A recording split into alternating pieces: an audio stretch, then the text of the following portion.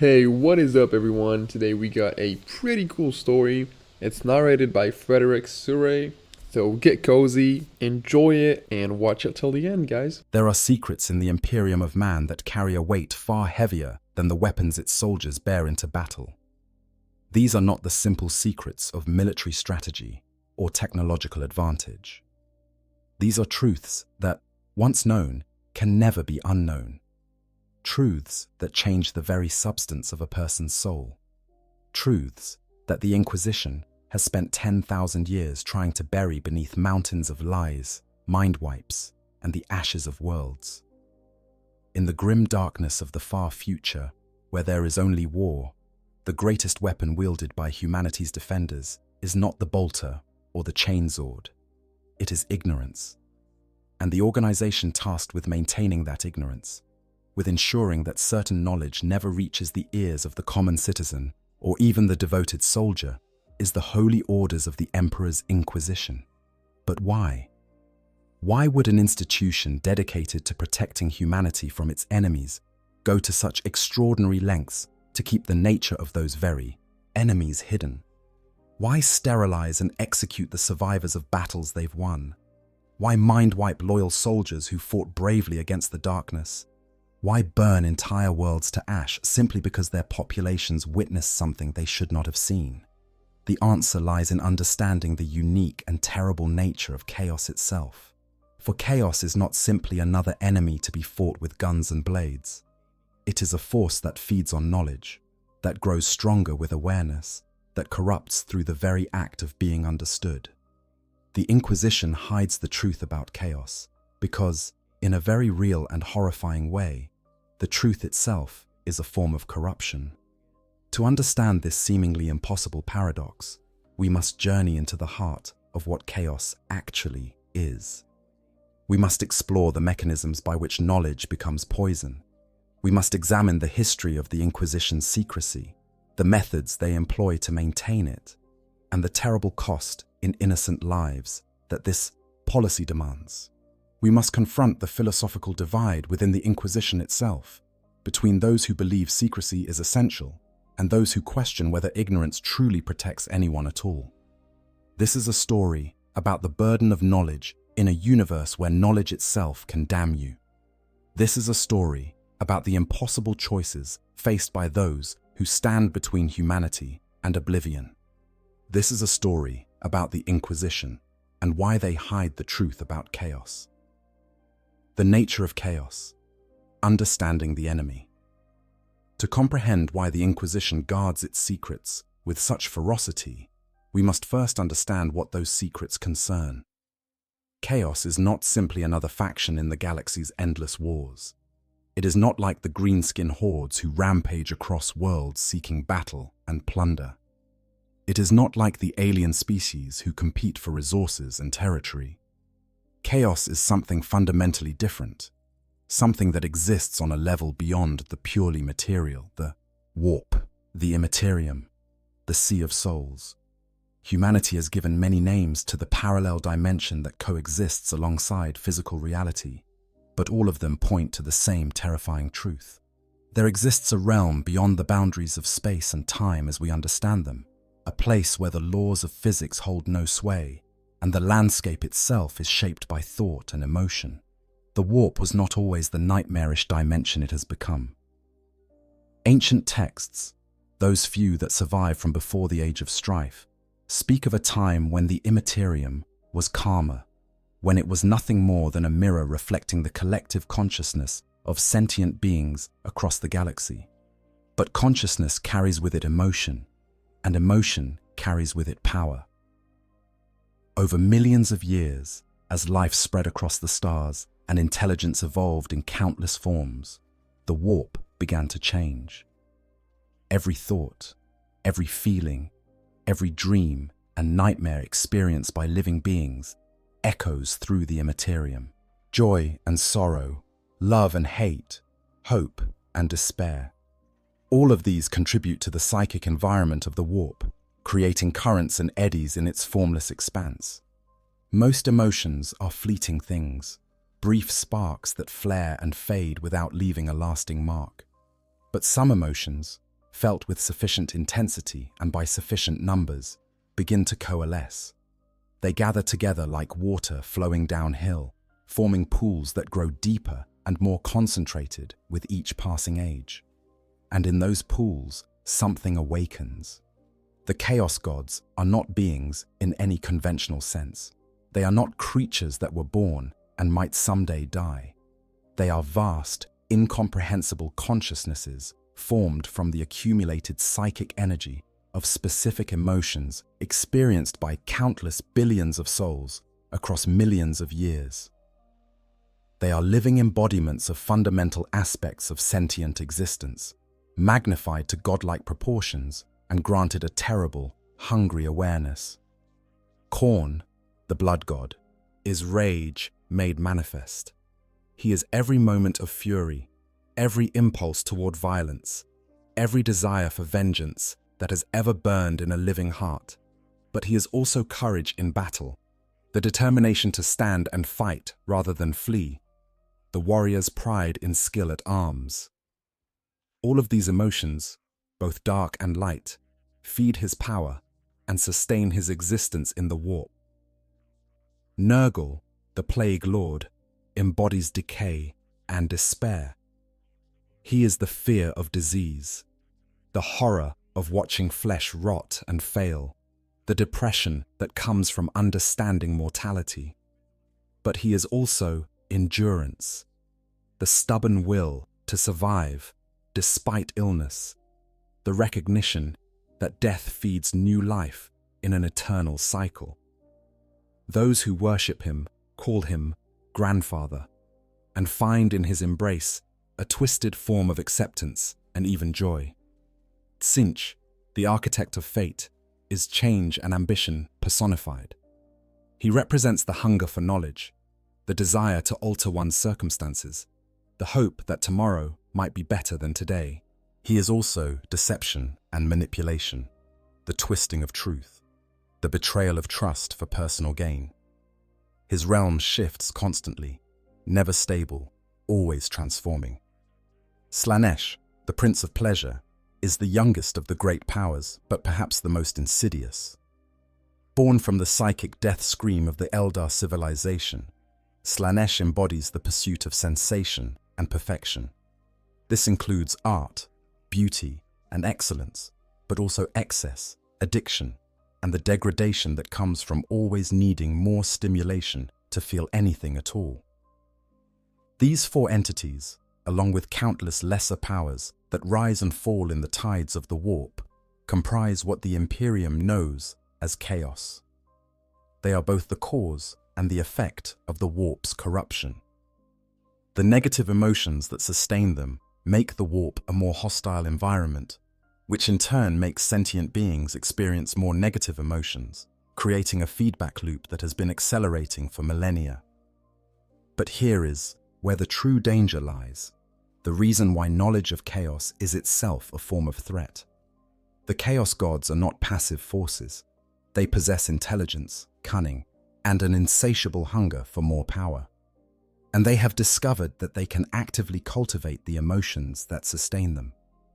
When a being becomes aware of the Chaos Gods, when they learn the names and natures of these entities, something changes in their relationship to the warp. The knowledge creates a connection, a thin thread linking the individual's consciousness to the vast, terrible awareness lurking in the immaterium. This connection can be exploited. The Chaos Gods can whisper through it, can send visions and dreams, can slowly begin to manipulate the thoughts and feelings of those who know of their existence. This is not simply a matter of temptation, though temptation certainly plays a role. It is more fundamental than that. The act of thinking about the Chaos Gods, of understanding their nature, actually feeds them power. A person who knows of Khorne and then experiences rage is contributing more to Khorne's strength than someone who feels the same rage but has no knowledge of the blood god. The awareness creates a more direct conduit for the emotion to flow into the warp, to be absorbed and utilized by the entity it most closely aligns with.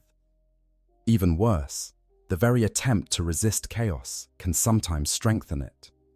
Someone who knows of the chaos gods and tries desperately not to fall into their patterns of behavior often becomes hyper-aware of their own emotions and impulses. They monitor themselves constantly for signs of corruption, and in doing so, they think about chaos more rather than less. This attention, this focus, can itself become a form of worship. There are documented cases of individuals who resisted chaos so fiercely, who studied it so intently in order to fight it, that they eventually became corrupted by the very knowledge they had accumulated.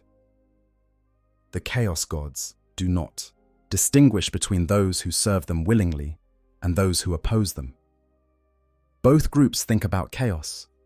Both groups generate the emotions that sustain the dark powers, and both groups contribute to their strength in the warp. The only way to truly starve chaos of power is to remain ignorant of its existence, to never think its names, to never acknowledge its presence in the galaxy. This creates an impossible situation.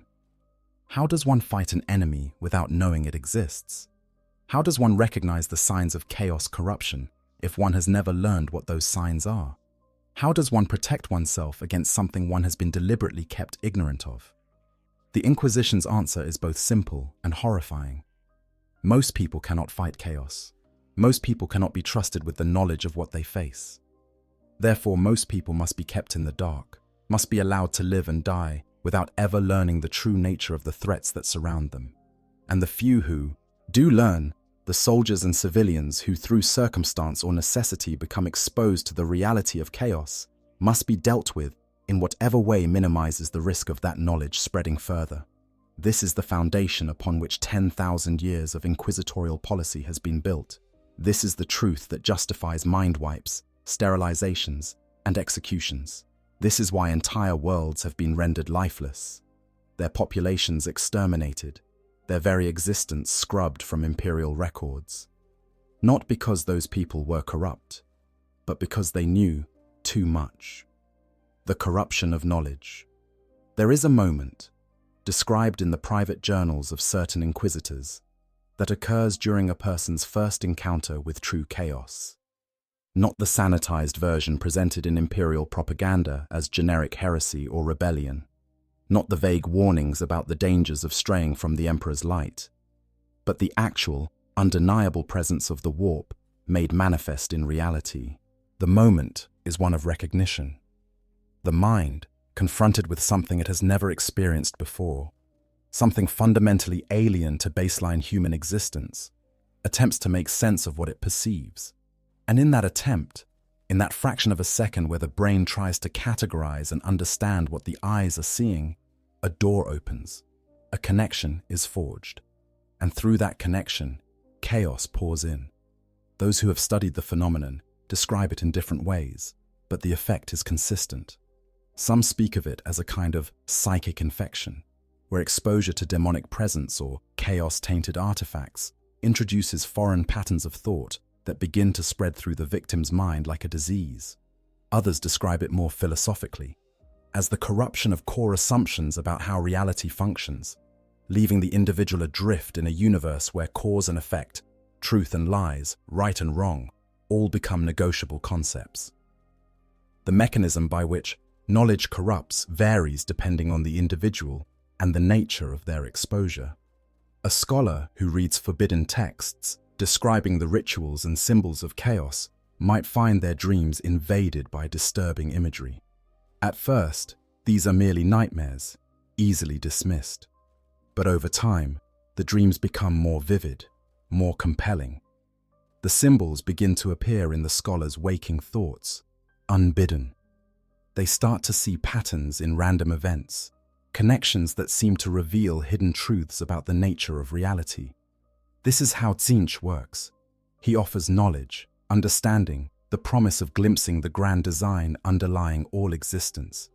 And each revelation leads to questions that demand deeper investigation. The scholar becomes obsessed, convinced that they are on the verge of some profound discovery. They do not realize that the knowledge they seek is itself a trap, that every answer they find pulls them further from sanity and closer to damnation. A soldier who fights against chaos cultists, who witnesses their savage rituals and hears their screams of devotion to the blood god, might find themselves changed in subtler ways.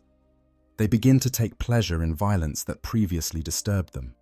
They start to see enemy combatants not as misguided humans to be pitied or even feared, but as acceptable targets for the expression of rage. The line between necessary force and excessive brutality begins to blur. This is Khorne's influence. He does not need to appear in person or send demon messengers.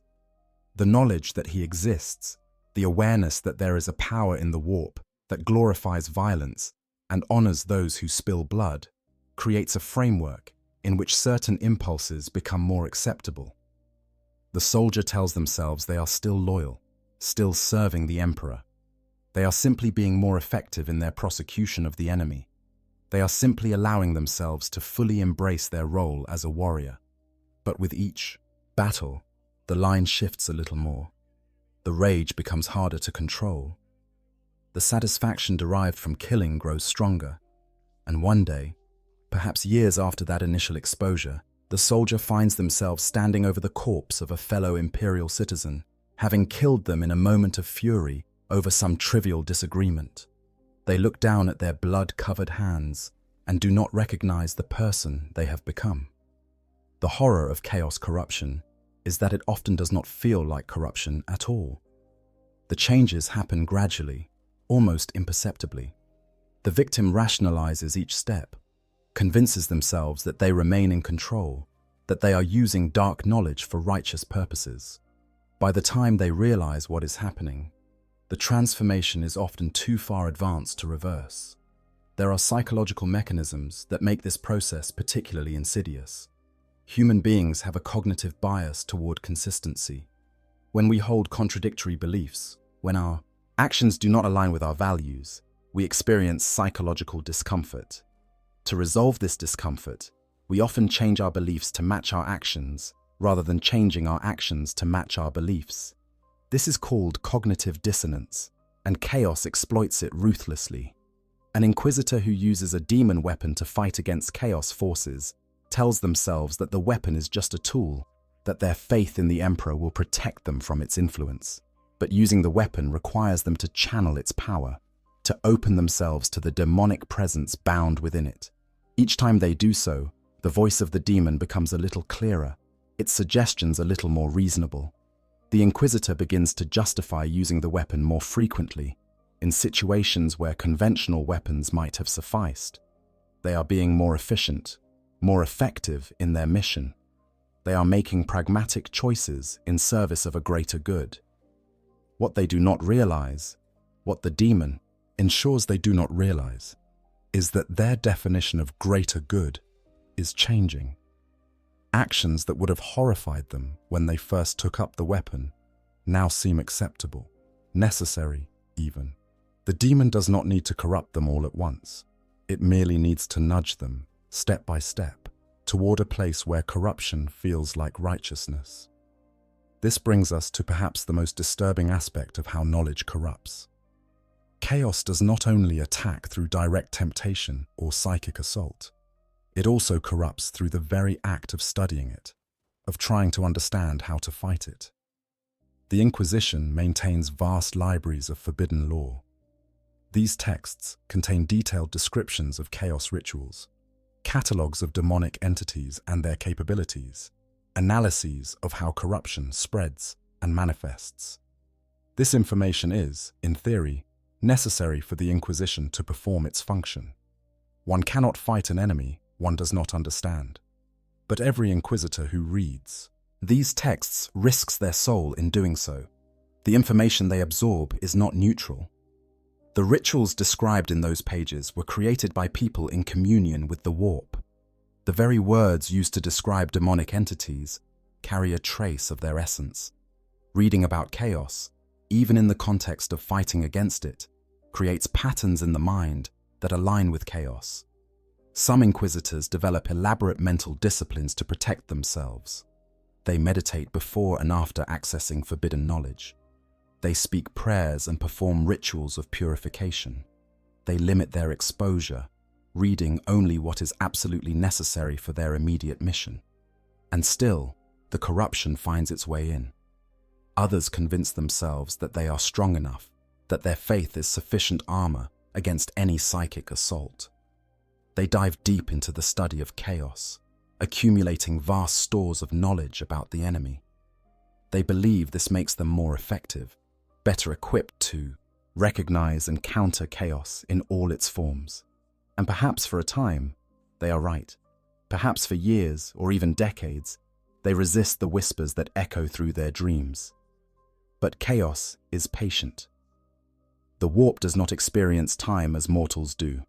A demon can wait centuries for the perfect moment to strike, can nurture seeds of corruption planted long ago until they finally bear fruit.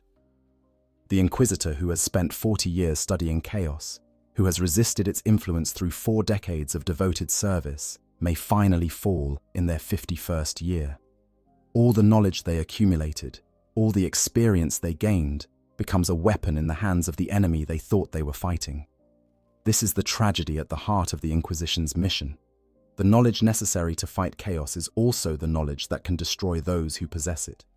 There is no safe way to study the enemy. There is no amount of faith or willpower that provides absolute protection. Even the most devoted servants of the Emperor, even the legendary heroes whose names are carved in the halls of remembrance, are vulnerable to corruption through knowledge. And this vulnerability extends beyond those who actively seek to learn about chaos. Even passive exposure, simply witnessing chaos in action without any attempt to understand it, can be sufficient to initiate the corruption process.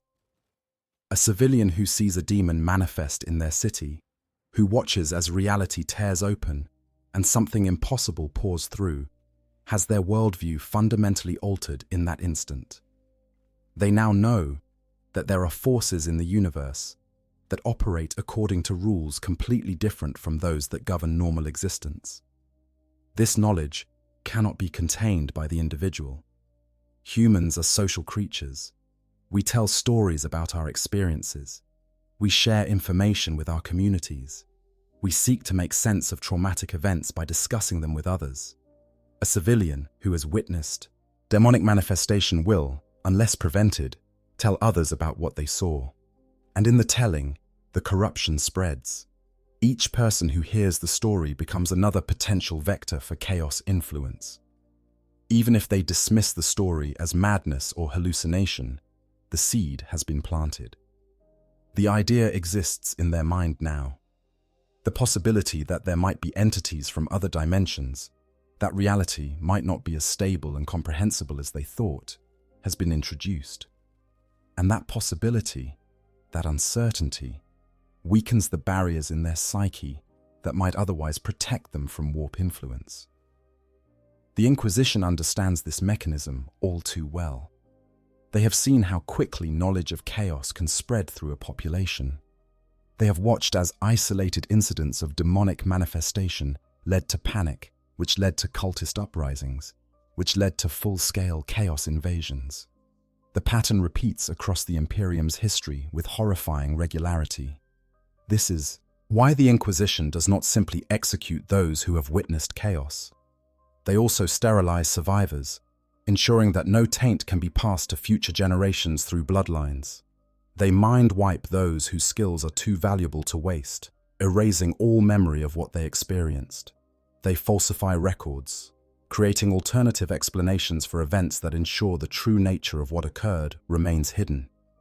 And when all else fails, when an entire population has been exposed and there is no way to contain the knowledge without massive resource expenditure, they resort to exterminatus, the destruction of an entire world, the extermination of billions of imperial citizens, in order to prevent the spread of dangerous knowledge. This is not theoretical. This is not hyperbole. This is documented inquisitorial policy, carried out countless times over 10,000 years. And perhaps, most disturbingly, the Inquisition's assessment of the threat is not baseless paranoia. There are documented cases where knowledge of chaos led directly to the fall of worlds that might otherwise have remained loyal. The mechanisms by which this occurs are well understood. Knowledge creates vulnerability. Vulnerability invites corruption. Corruption spreads. And before long, an entire civilization has turned from the Emperor's light and embraced the darkness. The Inquisition hides the truth about chaos because the truth itself is contagious. Because knowledge is a weapon that chaos wields against humanity. Because in a universe where thought and belief have literal power to shape reality through their influence on the warp, controlling what people think and believe becomes a form of warfare. This is the burden that the Inquisition carries. This is the impossible mission they have undertaken, to protect humanity from an enemy that grows stronger through the very act of being fought, to guard secrets that, if revealed, could doom more souls than any physical invasion, to become jailers of knowledge, executioners of the informed, destroyers of truth itself, and to live with the knowledge that in doing so, they may be committing the very betrayal of human dignity and autonomy that their enemies in the warp delight in fostering. The Inquisition's founding principles. The Inquisition, as we know it today, did not spring fully formed into existence. Like all institutions, it evolved over time, shaped by necessity and circumstance. But its origins can be traced back to the final days of the Horus Heresy, to the moment when the Emperor of mankind, still walking among his people, confronted the fullest extent of the chaos threat and understood what it meant for humanity's future. The Emperor was not ignorant of chaos. Long before the heresy, he had walked among the stars and witnessed the warp in its various manifestations. He had seen how previous civilizations had fallen to its influence. He understood, perhaps better than any being who has ever lived, the nature of the powers that dwelt in the Imperium and the danger they posed to sentient life. During the Great Crusade, the Emperor attempted to protect humanity through a different strategy. He promoted an imperial truth that denied the existence of gods and supernatural forces. He presented religion as superstition, faith as weakness, and the warp as simply an alternate dimension to be understood through science rather than mysticism. This approach was designed to starve the chaos gods of worship, to prevent humans from forming the connections with warp entities that had doomed so many species before them. But the heresy proved that denial was not sufficient protection. The Primarchs, the Emperor's own sons, fell to chaos, despite never having been taught to worship the dark powers. The Space Marine legions, created to be humanity's ultimate defenders, turned into its greatest enemies. Billions died as brother fought brother, and the dream of a united human civilization spanning the galaxy drowned in blood. The Emperor realized, perhaps too late, that ignorance without understanding left people vulnerable in a different way. When chaos finally revealed itself to those who had been told it did not exist, the psychological shock left them defenseless. They had no framework for understanding what they faced, no mental preparation for dealing with entities that violated every principle of the reality they had been taught to believe in. It was during the final days of the heresy, as the Emperor prepared to face his treacherous son Horus aboard the War Master's flagship, that he gave the order for the creation of the Inquisition. The task was given to Malcador the Sigillite, the Emperor's closest advisor and one of the most powerful psychers humanity had ever produced. The mandate was clear, but seemingly contradictory. The Inquisition was to protect humanity from chaos, but it was also to hide chaos from humanity. It was to maintain vigilance against corruption, but it was also to ensure that knowledge of what it fought against did not spread beyond a carefully controlled circle of initiates. It was to be both sword and shield, both hunter and guardian, operating in the shadows to preserve the light. Malcador understood the impossible nature of this task. He recruited the first inquisitors not from the ranks of the most faithful or the most martially skilled, but from among those who demonstrated the psychological resilience and intellectual flexibility necessary to confront chaos without succumbing to it. These were individuals who could hold contradictory ideas in their minds simultaneously, who could use forbidden knowledge without being corrupted by it, who could make decisions that would damn them personally if it meant saving others. The early Inquisition operated under a principle that might be called protective paternalism. They believed that the vast majority of humanity lacked the mental fortitude to safely know about chaos. This was not an insult to their intelligence or courage, but simply a recognition of how chaos corruption worked. Most people, when confronted with the reality of the warp, would either fall into despair, become easy prey for corruption, or attempt to fight back in ways that would only make the situation worse. Therefore, the Inquisition decided the knowledge of chaos would be restricted to those who absolutely required it. The Inquisitors themselves, certainly. The Grey Knights, the chamber militant specifically created to fight demons, whose training and psycho-conditioning rendered them uniquely resistant to corruption. Certain high-ranking members of other imperial organizations on a strictly need-to-know basis, and no one else. This policy was reinforced by what the Inquisition observed in the centuries following the heresy. They watched as knowledge of chaos spread through communities and invariably led to increased cultist activity. They documented cases where well-meaning attempts to warn populations about the dangers of chaos worship resulted in curiosity that led to investigation that led to damnation.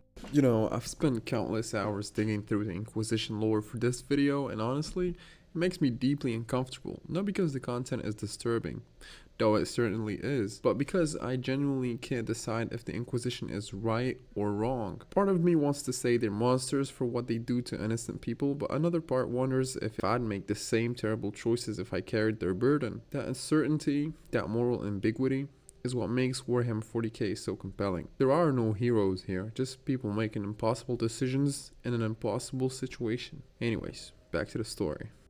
They saw how merely naming the Chaos Gods could give those entities a foothold in an individual's psyche. The conclusion seemed inescapable. Information about chaos was mimetic hazard, to use modern terminology. It was an idea that propagated itself and harmed those who encountered it. The only responsible way to handle such information was to restrict its spread as severely as possible. But there was another consideration that influenced the Inquisition's founding principles, one that is less often discussed but equally important. The Emperor had not only fought chaos, he had also fought human nature itself, attempting to reshape humanity into something that could survive in a galaxy full of horrors beyond comprehension. Part of that reshaping involved controlling information, dictating what people were allowed to know and believe. The imperial truth was not just a rejection of religion. It was an exercise in large-scale social engineering, an attempt to prevent certain thoughts and beliefs from taking root in the collective human consciousness. The Inquisition inherited this approach. They became the arbiters of acceptable knowledge, the guardians of orthodoxy, the enforcers of the Emperor's vision for what humanity should be. This meant that from its very inception, the Inquisition combined two potentially contradictory roles. They were protectors, yes, shielding humanity from a genuine existential threat, but they were also controllers, deciding what information people were permitted to access and what knowledge was too dangerous for the common citizenry to possess. The Inquisitors who carried out this mission in the early years were, by all accounts, genuinely motivated by a desire to serve humanity. They took no pleasure in the mind wipes they ordered or the executions they authorized. They understood that they were asking people to die to protect secrets, to sacrifice their memories and identities to prevent corruption from spreading.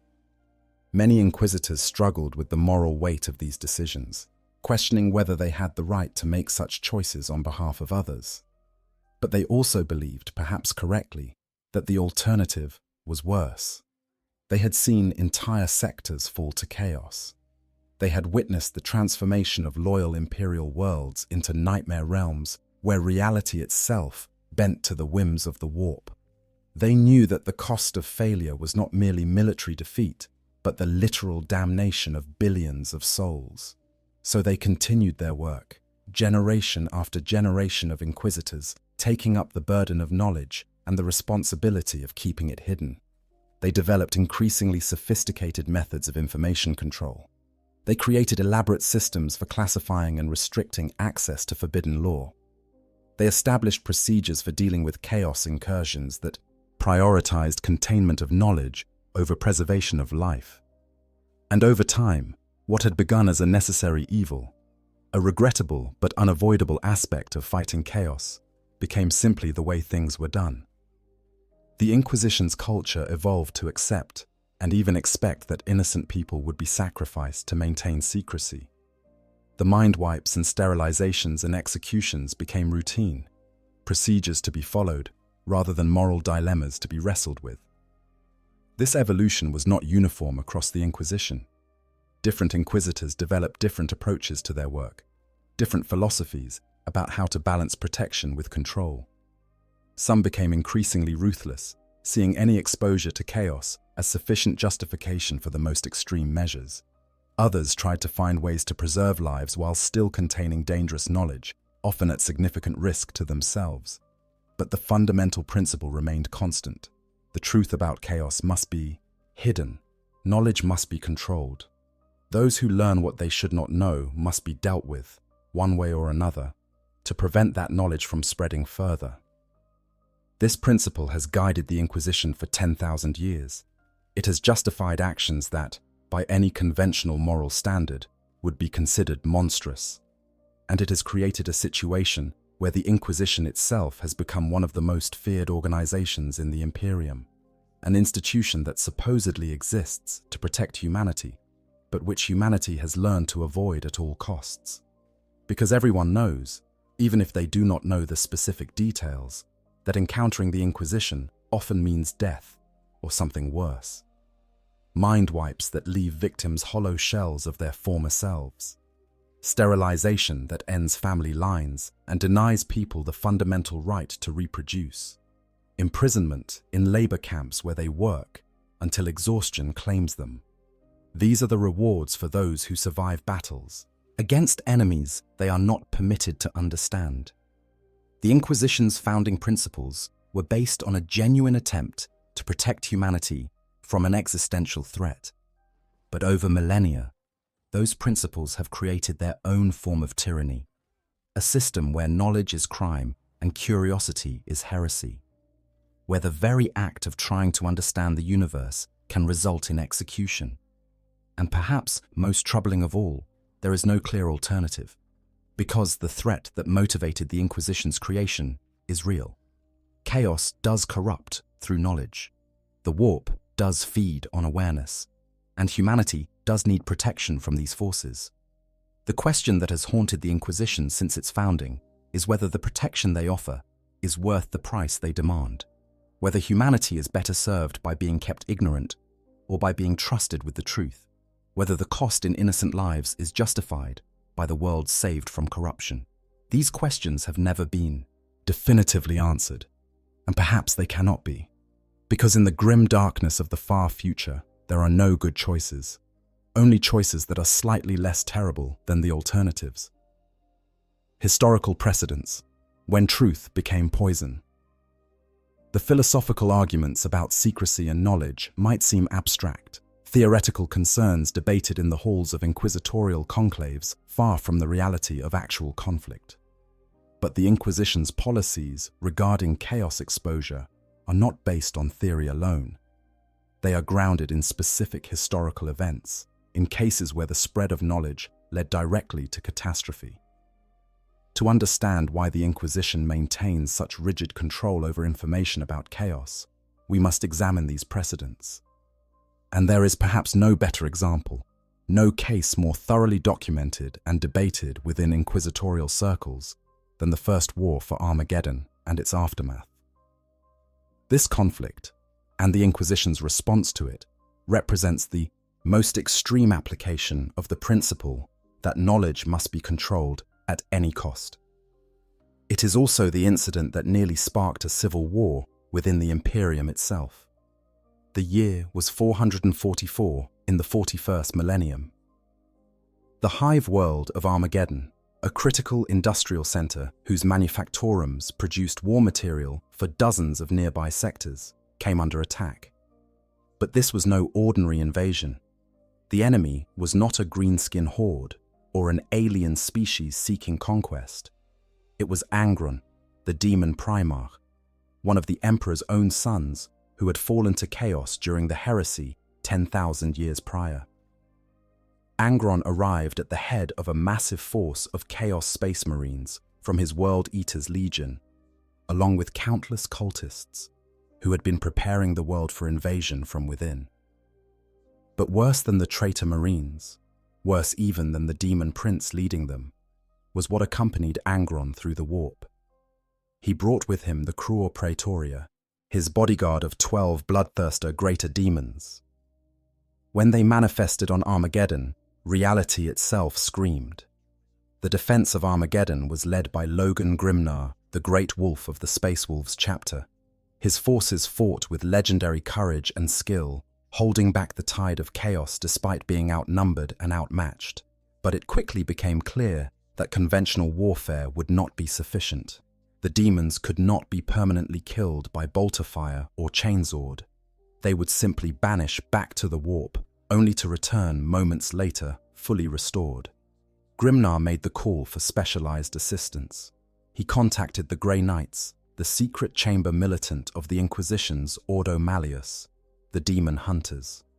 109 Grey Knight Terminators arrived, elite warriors trained specifically to combat the demonic. They deployed directly into the heart of the enemy force, teleporting into close combat with Angron and his demon guard. The battle that followed was apocalyptic.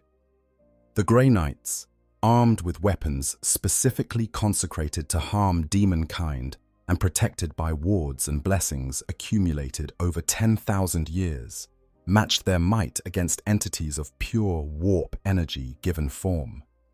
5 Grey Knights fell to a single stroke of Angron's blade, but they pressed on, and through the psychic might of a young knight named Hyperion, they managed to shatter Angron's signature weapon, turning the tide of the engagement. With Angron weakened and the bloodthirsters destroyed or banished, the Imperial forces pressed their advantage.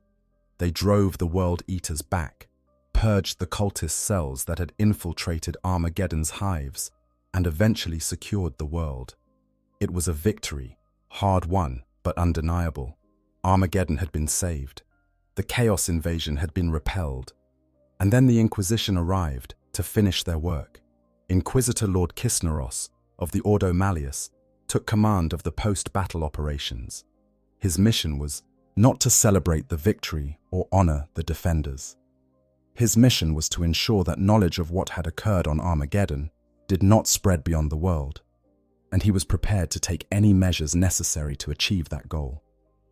The problem, from the Inquisition's perspective, was that millions of Imperial citizens had witnessed the demonic invasion. They had seen bloodthirsters tear through reality. They had watched as the laws of physics bent and broke under the weight of warp manifestation. They had been exposed to chaos in its purest, most undeniable form, and now they carried that knowledge in their minds.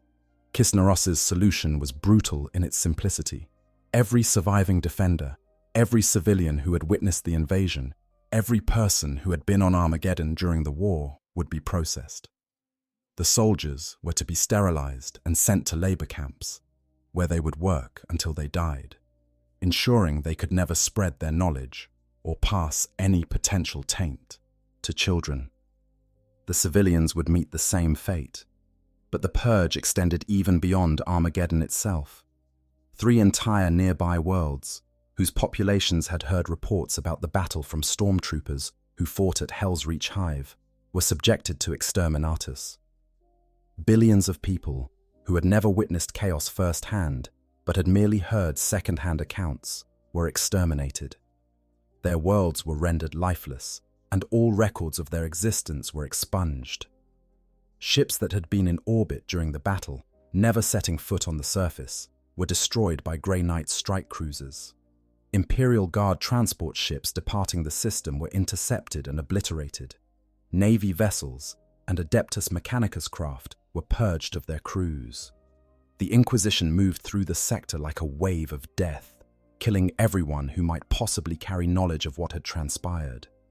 Logan Grimnar was horrified. He had fought alongside these people. He had watched them defend their world with courage and faith. And now, as thanks for their service, they were being condemned to death or worse. He confronted Kisnaros, demanding that the Inquisitor show mercy, that the survivors be treated with the honor they deserved. Kisnaros refused. He explained in the cold logic that defined inquisitorial doctrine that the survivors' heroism was irrelevant. They had been exposed to chaos. They carried knowledge that could corrupt others.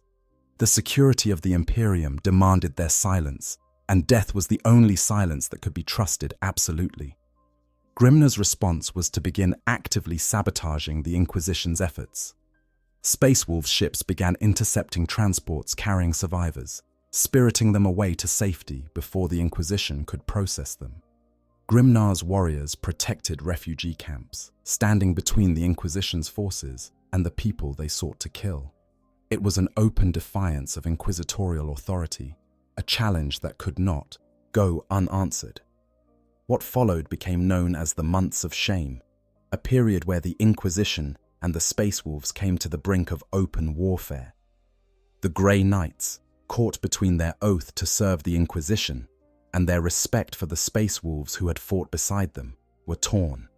Some supported Kisnaros, others quietly aided Grimnar, providing intelligence about inquisitorial movements.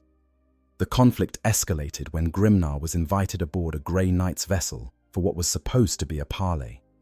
When he arrived, he was presented with demands that amounted to unconditional surrender, a requirement that he submit to inquisitorial authority and allow the purges to continue. Grimnar's response was to cut down Grey Knight's Grandmaster Joros for violating the sacred laws of parley and then teleport to safety. Kisnaros, enraged by this defiance, continued to escalate. He called in the Red Hunters chapter, Space Marines, who were known for their close ties to the Maal, Inquisition, and led a fleet to Fenris itself, the Space Wolves' homeworld. He intended to hold the planet hostage, to force Grimnar to comply with his demands under threat of devastating the Space Wolves' recruiting grounds. It was a miscalculation of catastrophic proportions. Grimnar, driven beyond all patience, assembled the full might of the Space Wolves' fleet, 8 battle barges and 30 strike cruisers. He met the Inquisition's forces in void combat and systematically destroyed them. The 10,000-year-old Grey Knight's flagship, the Glaive of Janus, was reduced to debris. 50 veteran Grey Knights died in its destruction. The war might have continued, might have torn the Imperium apart at a time when it could least afford internal conflict, but for 2 factors. First, some within the Inquisition itself began to question Kisnaros' actions. Hyperion, the same Grey Knight who had helped banish Angron, and an Inquisitor named Jarlsdottir, began plotting to assassinate Kisnaros, fearing that his obsession with enforcing total compliance was going to cause more damage than the knowledge he sought to contain ever could.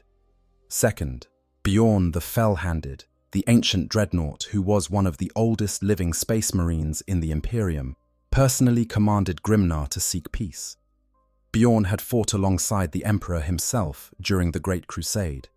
His word carried weight that even the Great Wolf could not ignore. Grimnar ordered his forces to cease fire. Kisnaros, whether recognizing that his position had become untenable or simply responding to orders from higher inquisitorial authorities, also stood down. But the peace that followed was not reconciliation. It was merely the end of active hostilities. The Space Wolves and the Inquisition remained at odds, a rift that has never fully healed. And in the aftermath, when historians attempted to analyze what had occurred, they were forced to confront uncomfortable questions. Had Kisnaros been right? Had the threat of knowledge spreading justified the attempted extermination of millions of loyal Imperial citizens? Or had he overreached, allowed paranoia and rigid doctrine to drive him toward actions that served chaos more than they served the Emperor? The arguments continue to this day.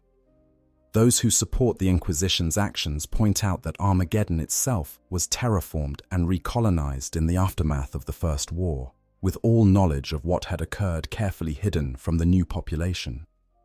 When the greenskin warlord Gazkul later attacked in what became known as the Second War for Armageddon, the defenders fought without any knowledge that there had been a previous war, and the planet was successfully defended again, this time without chaos involvement. Does this prove that the purges worked? That hiding the truth from Armageddon's new population protected them from corruption?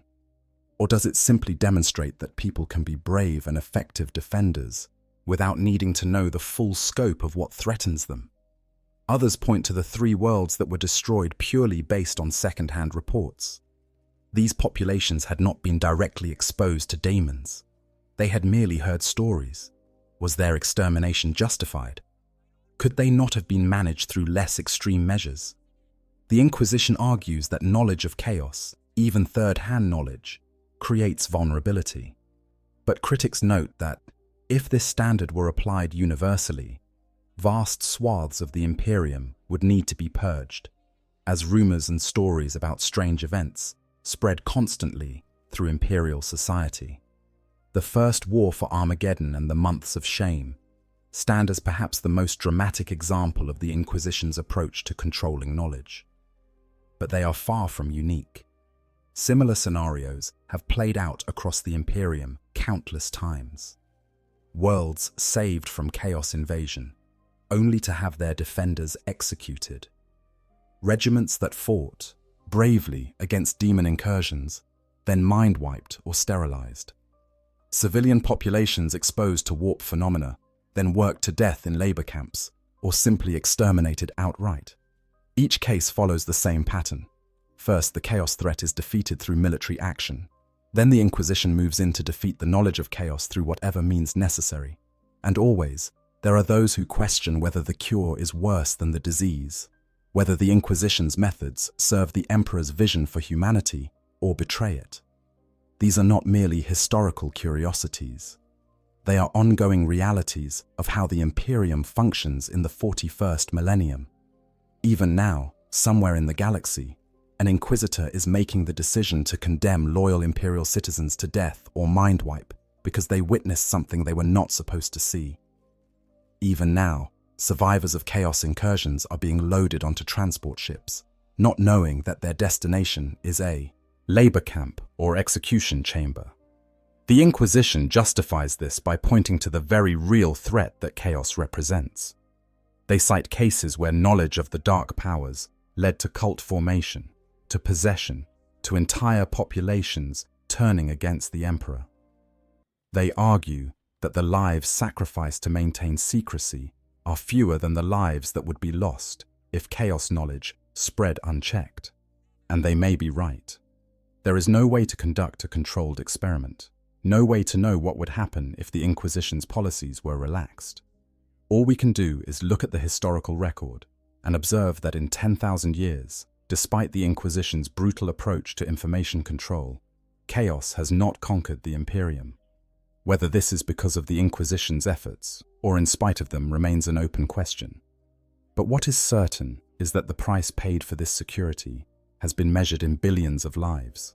Lives of loyal servants of the Emperor who committed no crime except being in the wrong place at the wrong time, who witnessed things they did not choose to see, learned truths they never sought to know, and paid for that knowledge with everything they had.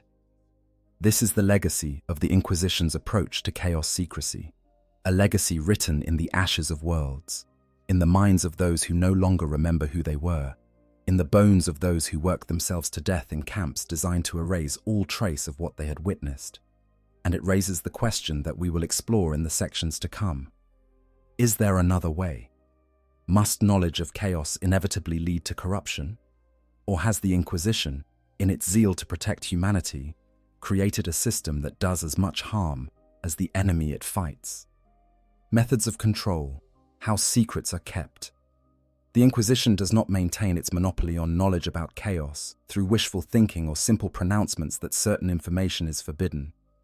Over 10 millennia, they have developed an elaborate infrastructure dedicated to information control, a web of procedures, technologies, and organizations that work in concert to ensure that dangerous knowledge does not spread beyond carefully defined boundaries. At the most basic level, there is simple censorship.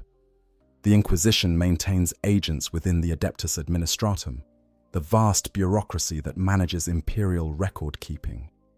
These agents have the authority to requisition, alter, or destroy any documents that reference chaos, demons, or related phenomena. Battle reports are rewritten to remove references to demonic entities, replacing them with generic descriptions of Xenos threats or heretical insurgents. Histories of worlds that fell to chaos are expunged entirely, the planets themselves often renamed or struck from official charts. This documentary control extends to physical evidence as well. Artifacts recovered from chaos incursions, weapons used by cultists, texts containing forbidden lore.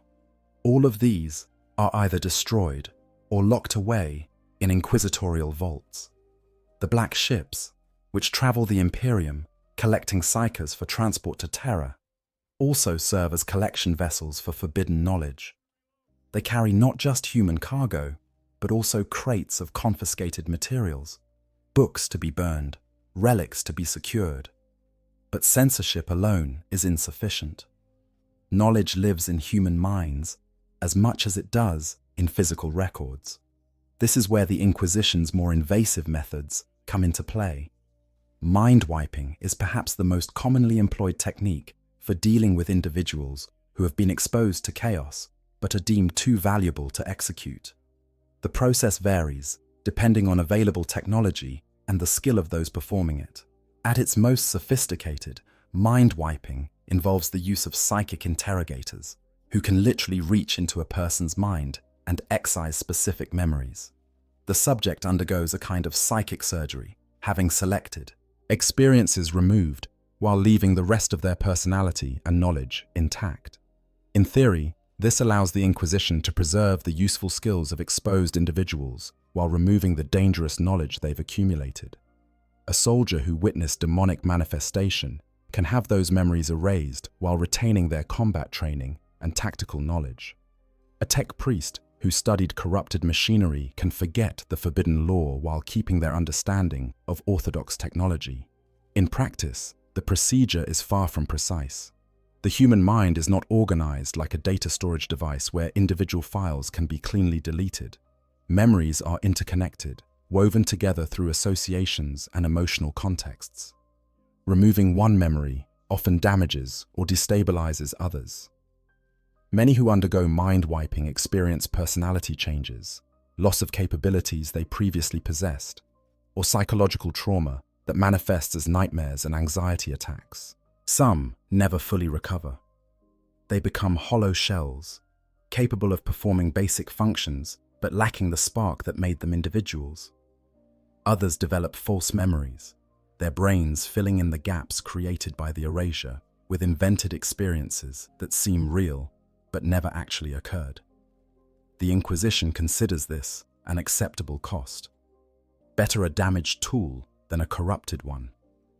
When mind wiping is not feasible or practical, sterilization serves as an alternative measure. The logic here is rooted in the Inquisition's understanding of how chaos taint can manifest. While corruption is primarily psychic rather than genetic, there remains concern that exposure to chaos might create hereditary vulnerabilities. A parent who has witnessed demonic manifestation might pass along, through their genes, or through the subtle influence they have on their children's psychological development, a predisposition toward corruption. Sterilization prevents this possibility. It also serves a more practical purpose within the Inquisition's framework.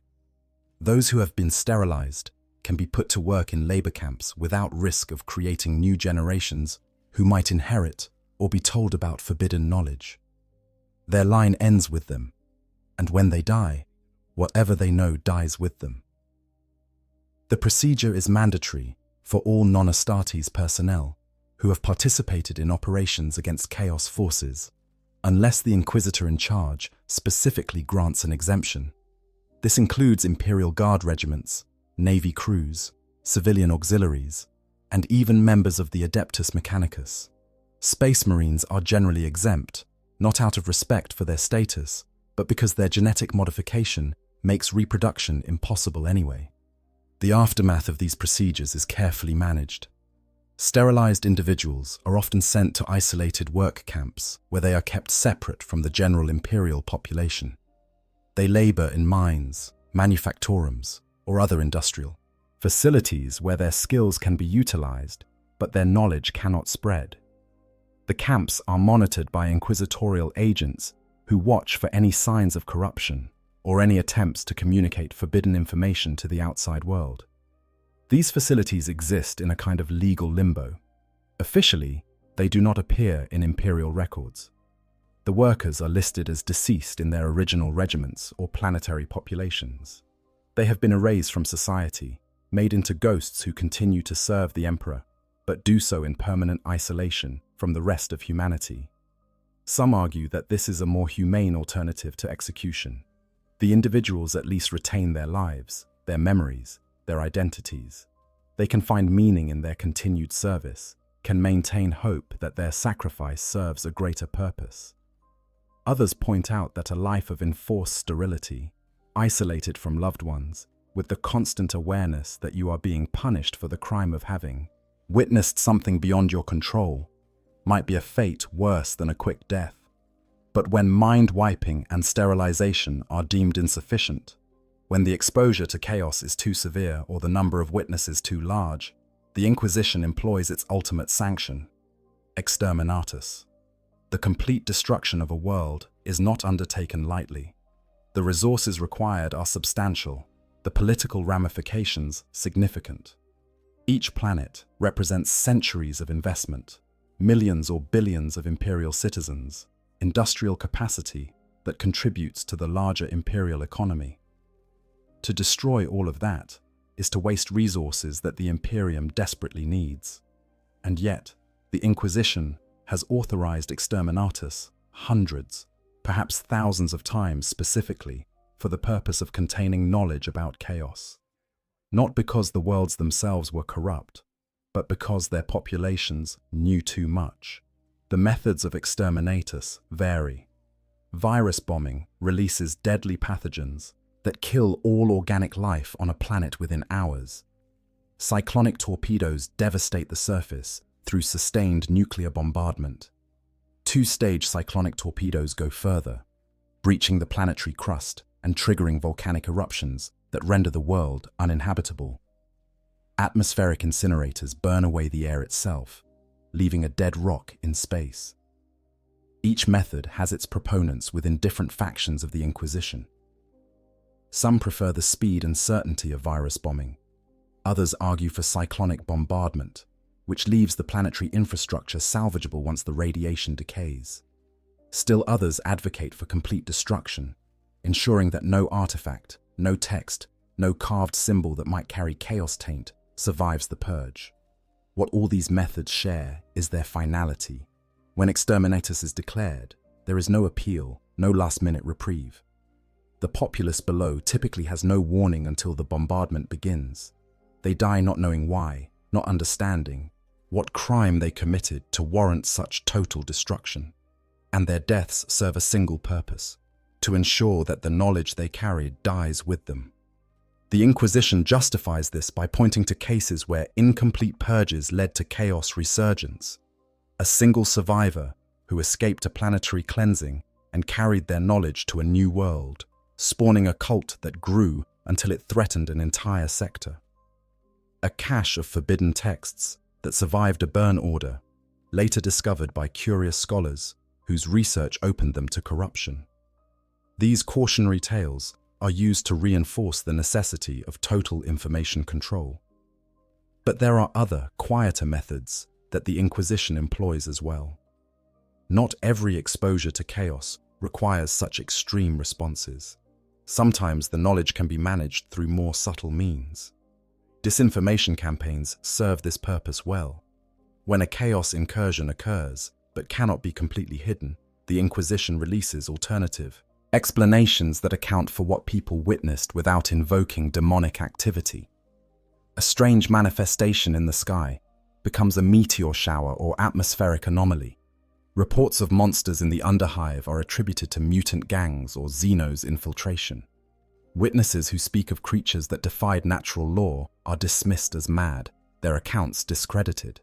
The Inquisition has entire departments dedicated to crafting these cover stories, ensuring they are internally consistent and match the evidence that cannot be suppressed.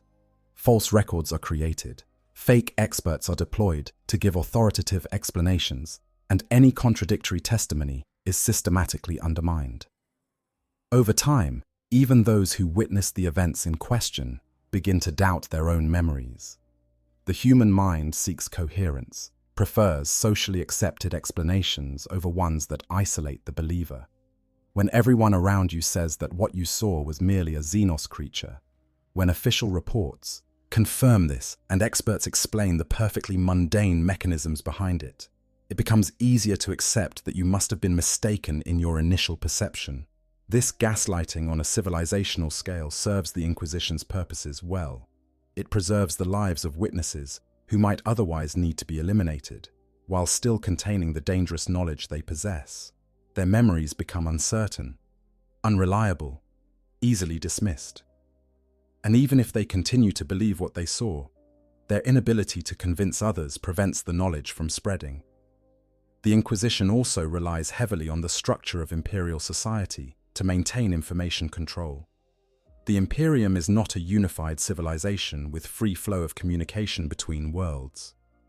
It is a feudal structure where most citizens live and die on the same planet, never traveling beyond their local region. Communication between star systems is slow and unreliable, dependent on ships making perilous journeys through the warp. This fragmentation works in the Inquisition's favor. Knowledge that spreads on one world has difficulty jumping to others. A chaos cult on a distant planet poses no immediate informational threat to populations elsewhere because there is no mechanism for them to learn about it quickly. By the time rumors might spread through trade routes and traveler reports, the Inquisition has usually already dealt with the original incident and can intercept the information before it propagates further. The Inquisition also leverages the Imperium's existing culture of secrecy and hierarchy. Imperial citizens are taught from birth not to question authority, not to seek knowledge beyond their station, not to speak of things that might be considered heretical. This cultural conditioning creates a population that is already predisposed to accept information control, that views curiosity about forbidden topics as dangerous rather than virtuous. Religious doctrine reinforces this tendency. The imperial creed teaches that faith is superior to knowledge, that questioning leads to damnation, that the emperor protects those who trust in him without demanding to understand his methods. While this theology was not originally designed to facilitate information control about chaos, it serves that purpose admirably. A population that believes ignorance is spiritually superior to knowledge is far easier to keep ignorant. The combination of all these methods, censorship, mind-wiping, sterilization, execution, exterminatus, disinformation, and cultural conditioning, creates a comprehensive system of information control. Knowledge about chaos is restricted to the smallest possible circle of individuals who absolutely require it for their duties. Everyone else is kept in darkness, protected from truths that the Inquisition believes would destroy them. It is a system built over 10,000 years, refined through countless iterations, backed by immense resources and absolute authority. It represents the largest sustained effort at controlling information in human history, and it has, in its own terrible way, been remarkably successful. The vast majority of imperial citizens live and die without any real knowledge of chaos. They know there are enemies called heretics who must be fought. They know there are dangers in the galaxy beyond human comprehension, but they do not know about the warp, about the chaos gods, about demons and possession, and the corruption that comes through mere awareness. Whether this ignorance serves them or betrays them, whether it protects them from chaos or leaves them vulnerable to it, remains one of the central questions surrounding the Inquisition's mission. But what cannot be questioned is the dedication and thoroughness with which the Inquisition pursues its goal of keeping humanity ignorant. They have built a machinery of secrecy that spans the galaxy, that operates in the shadows of every imperial institution, that touches every level of human civilization. It is perhaps the most ambitious project the Imperium has ever undertaken, more complex than the building of hive cities, more widespread than the Imperial Guard, more deeply embedded in imperial culture than even the ecclesiarchy.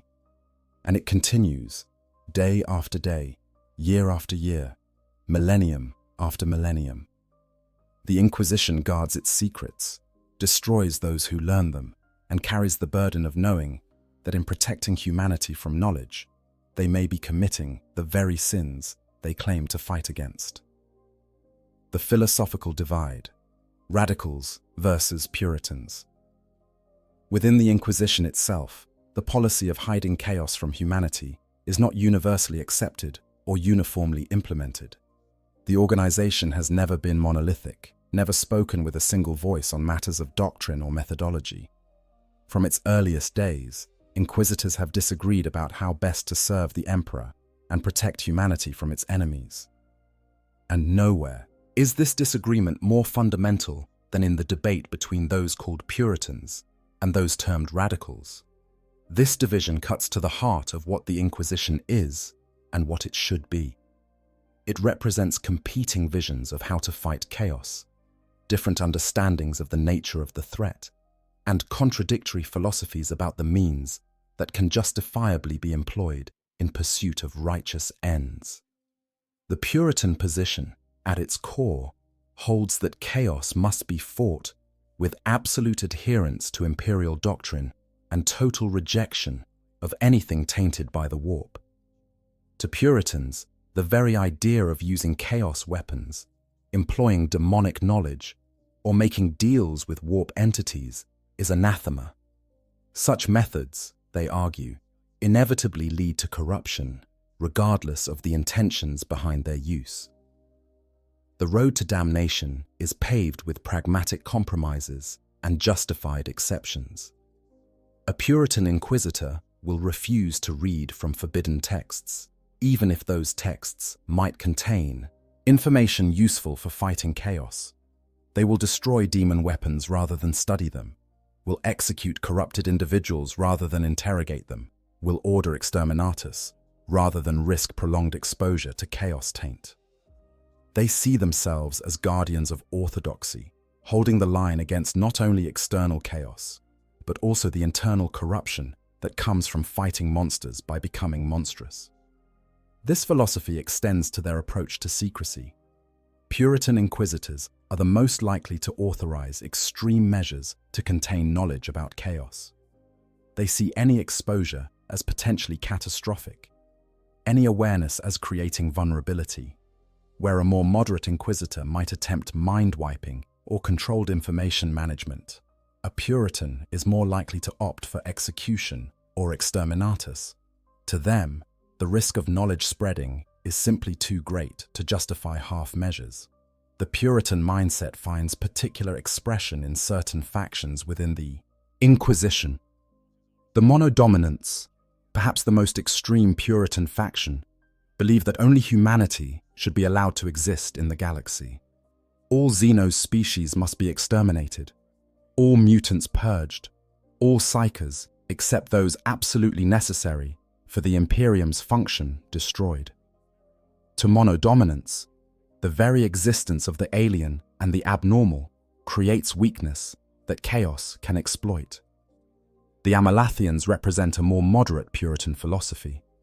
They believe that the Emperor has a grand plan unfolding across the millennia, and that it is the Inquisition's role to maintain the status quo so that plan can reach fruition. They resist change, oppose innovation, and work to preserve the Imperium in its current form. This conservative tendency makes them natural allies of those who favor strict information control about chaos. But not all within the Inquisition accept the Puritan approach.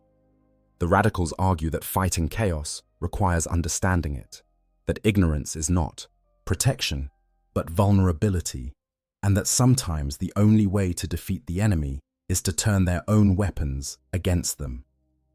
A radical inquisitor might carry a demon weapon, arguing that the power it grants makes them more effective at combating chaos threats.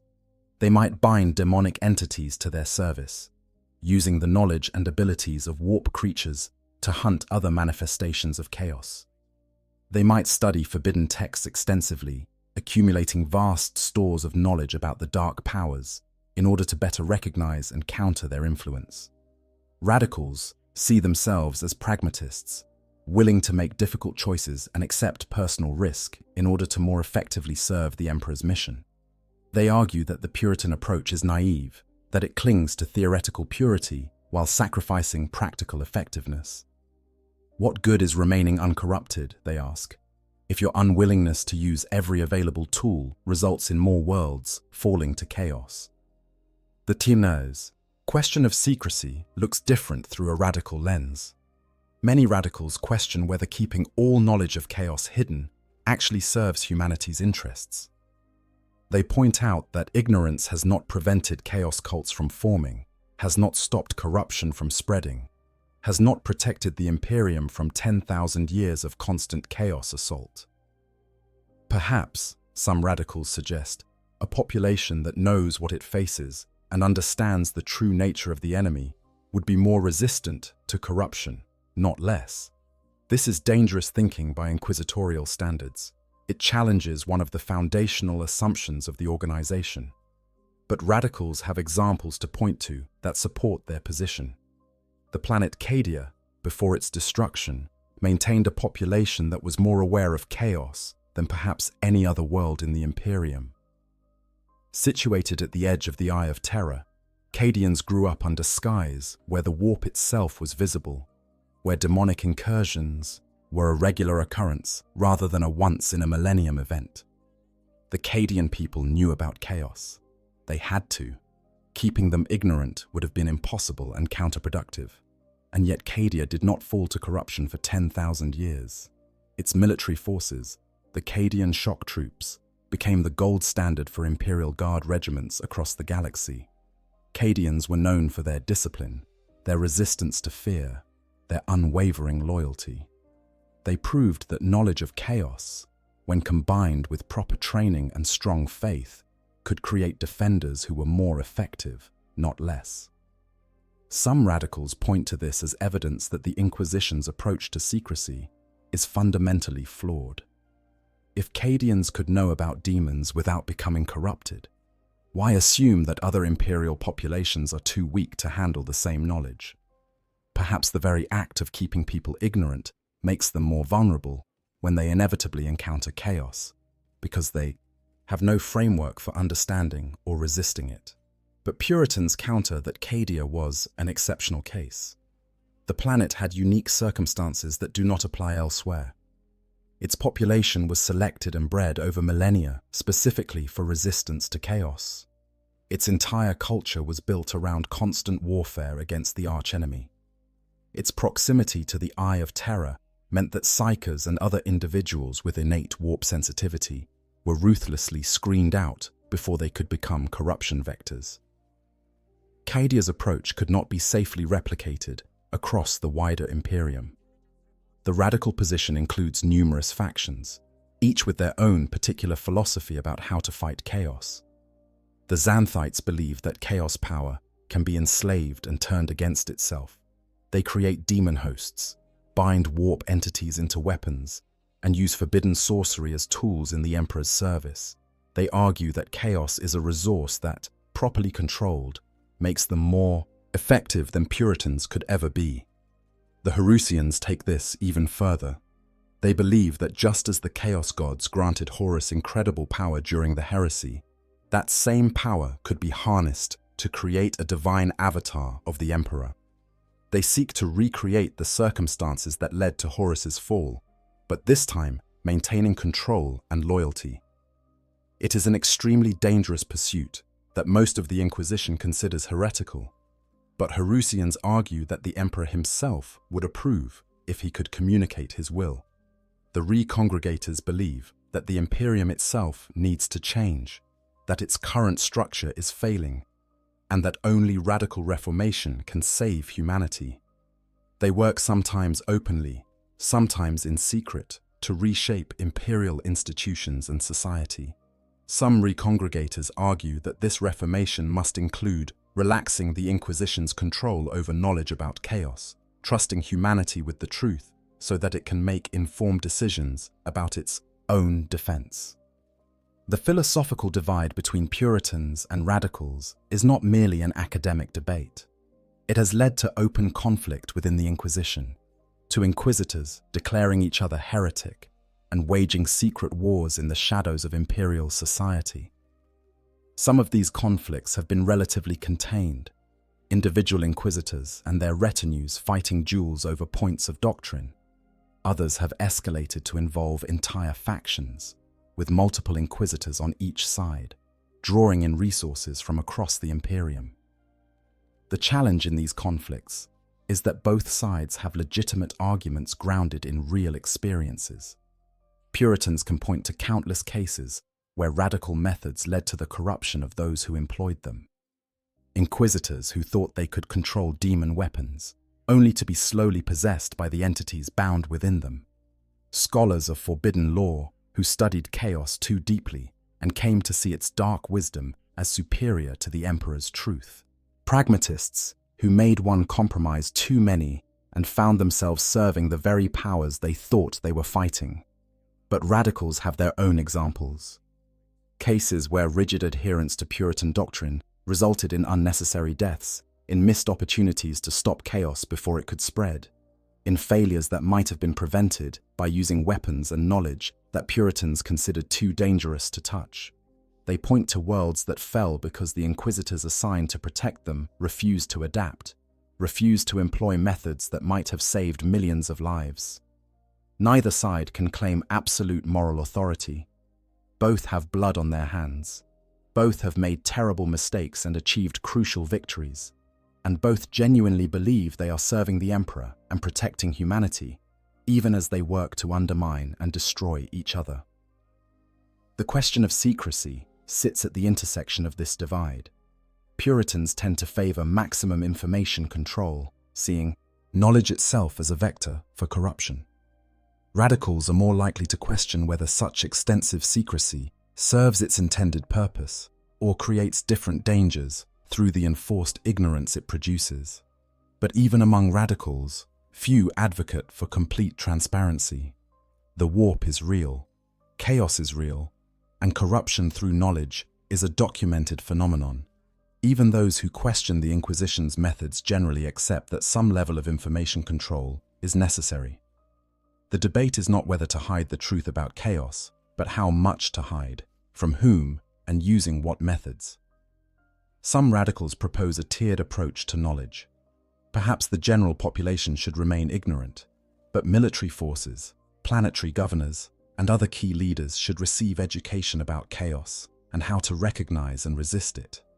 This would create a buffer of informed defenders who could identify threats early before they required inquisitorial intervention. Others suggest that the Inquisition's approach to mind-wiping should be refined, making it a tool for controlled education rather than simple erasure. Perhaps instead of removing all knowledge of chaos from those exposed to it, inquisitors could remove traumatic memories while leaving behind a basic understanding of what they faced. This might allow survivors to retain the benefit of their experience without the psychological damage that makes them vulnerable to corruption. Still others argue for focusing the Inquisition's secrecy efforts not on hiding the existence of chaos, but on hiding specific information that is most dangerous. The names of the chaos gods, for instance, or the symbols and rituals used to invoke demonic presence. Perhaps people could know that there are entities in the warp that seek to corrupt humanity without needing to know the specifics of how to contact them. Each of these proposals has merit and problems. Each would require massive changes to how the Inquisition operates, and each would involve risks that are difficult to quantify. How do you determine whether relaxing information control in a specific way will lead to more effective resistance against chaos, or simply create more vectors for corruption? The variables are too complex, the stakes too high, and the consequences of error too catastrophic to experiment freely.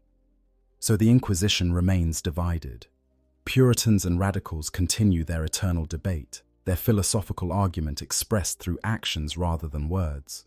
Some inquisitors authorize exterminatus at the first sign of chaos exposure. Others attempt more nuanced approaches to information management.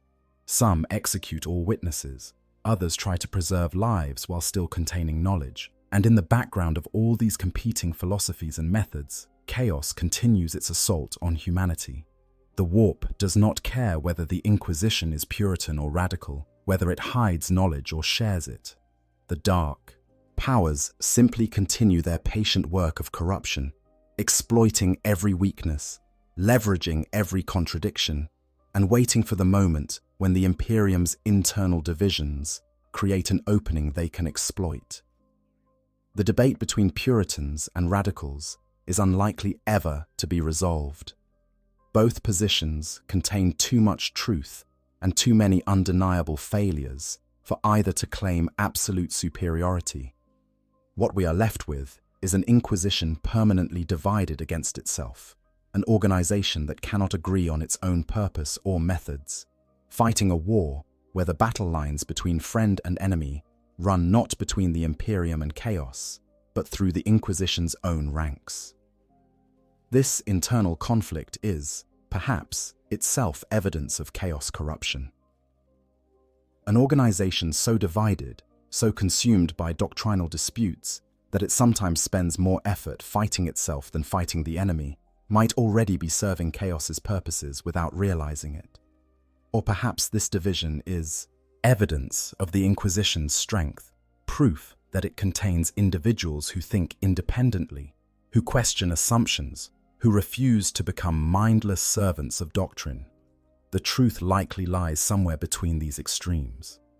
The Inquisition is neither completely corrupted nor perfectly pure.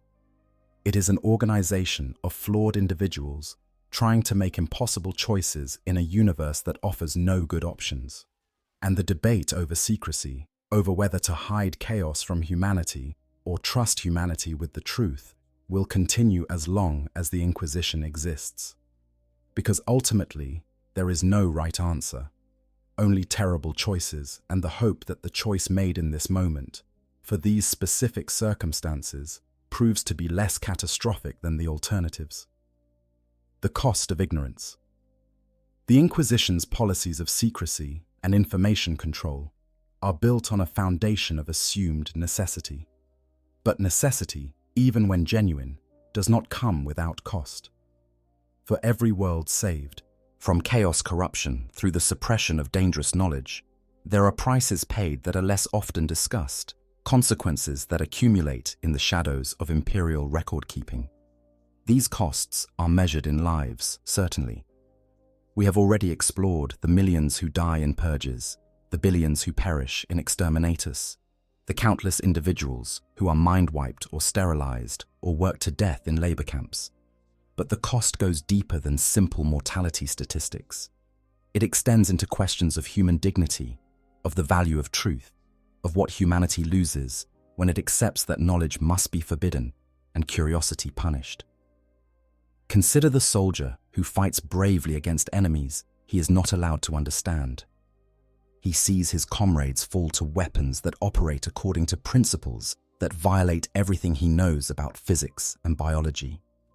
He witnesses manifestations that his mind cannot process, horrors that leave him traumatized not because of their immediate threat, but because they shatter his understanding of what is possible. And when the battle is won, when he has survived against impossible odds, his reward is not honor, but suspicion. He is detained by inquisitorial agents, questioned about what he saw, assessed for signs of corruption. If he is fortunate, he will be mind-wiped and return to service with no memory of what occurred. If he is less fortunate, he will be sterilized and sent to a labor camp. If he is unfortunate, he will be executed as a security precaution. His courage, his loyalty, his service to the emperor, all of these become irrelevant in the face of what he knows. He is punished not for anything he did, but for what he witnessed. The very act of survival becomes a crime, because survival means carrying knowledge that the Inquisition deems too dangerous to allow to exist. This creates a perverse set of incentives. Soldiers learn through rumor and whispered warnings that encountering certain types of enemies is effectively a death sentence, regardless of whether they win or lose the battle. Some begin to hope for death in combat, rather than survival and subsequent processing. Others attempt to avoid assignments where inquisitorial involvement is likely, even if those assignments are where their service is most needed.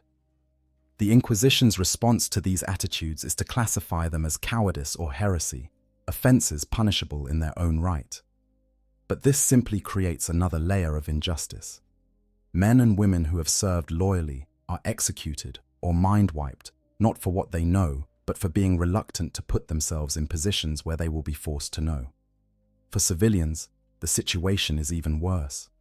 At least soldiers volunteer for military service and accept the risks that come with it, even if they do not fully understand what those risks might include. Civilians have no such choice. They are simply going about their lives when chaos manifests in their city, their hab block, their workplace. They witness things that will haunt them forever if they survive the initial manifestation. And then the Inquisition arrives to ensure that their survival is brief. Entire communities are sometimes purged because a chaos cult operated within them for years before being discovered. The cult members themselves are certainly guilty and deserving of punishment. But what about the neighbors who noticed nothing amiss?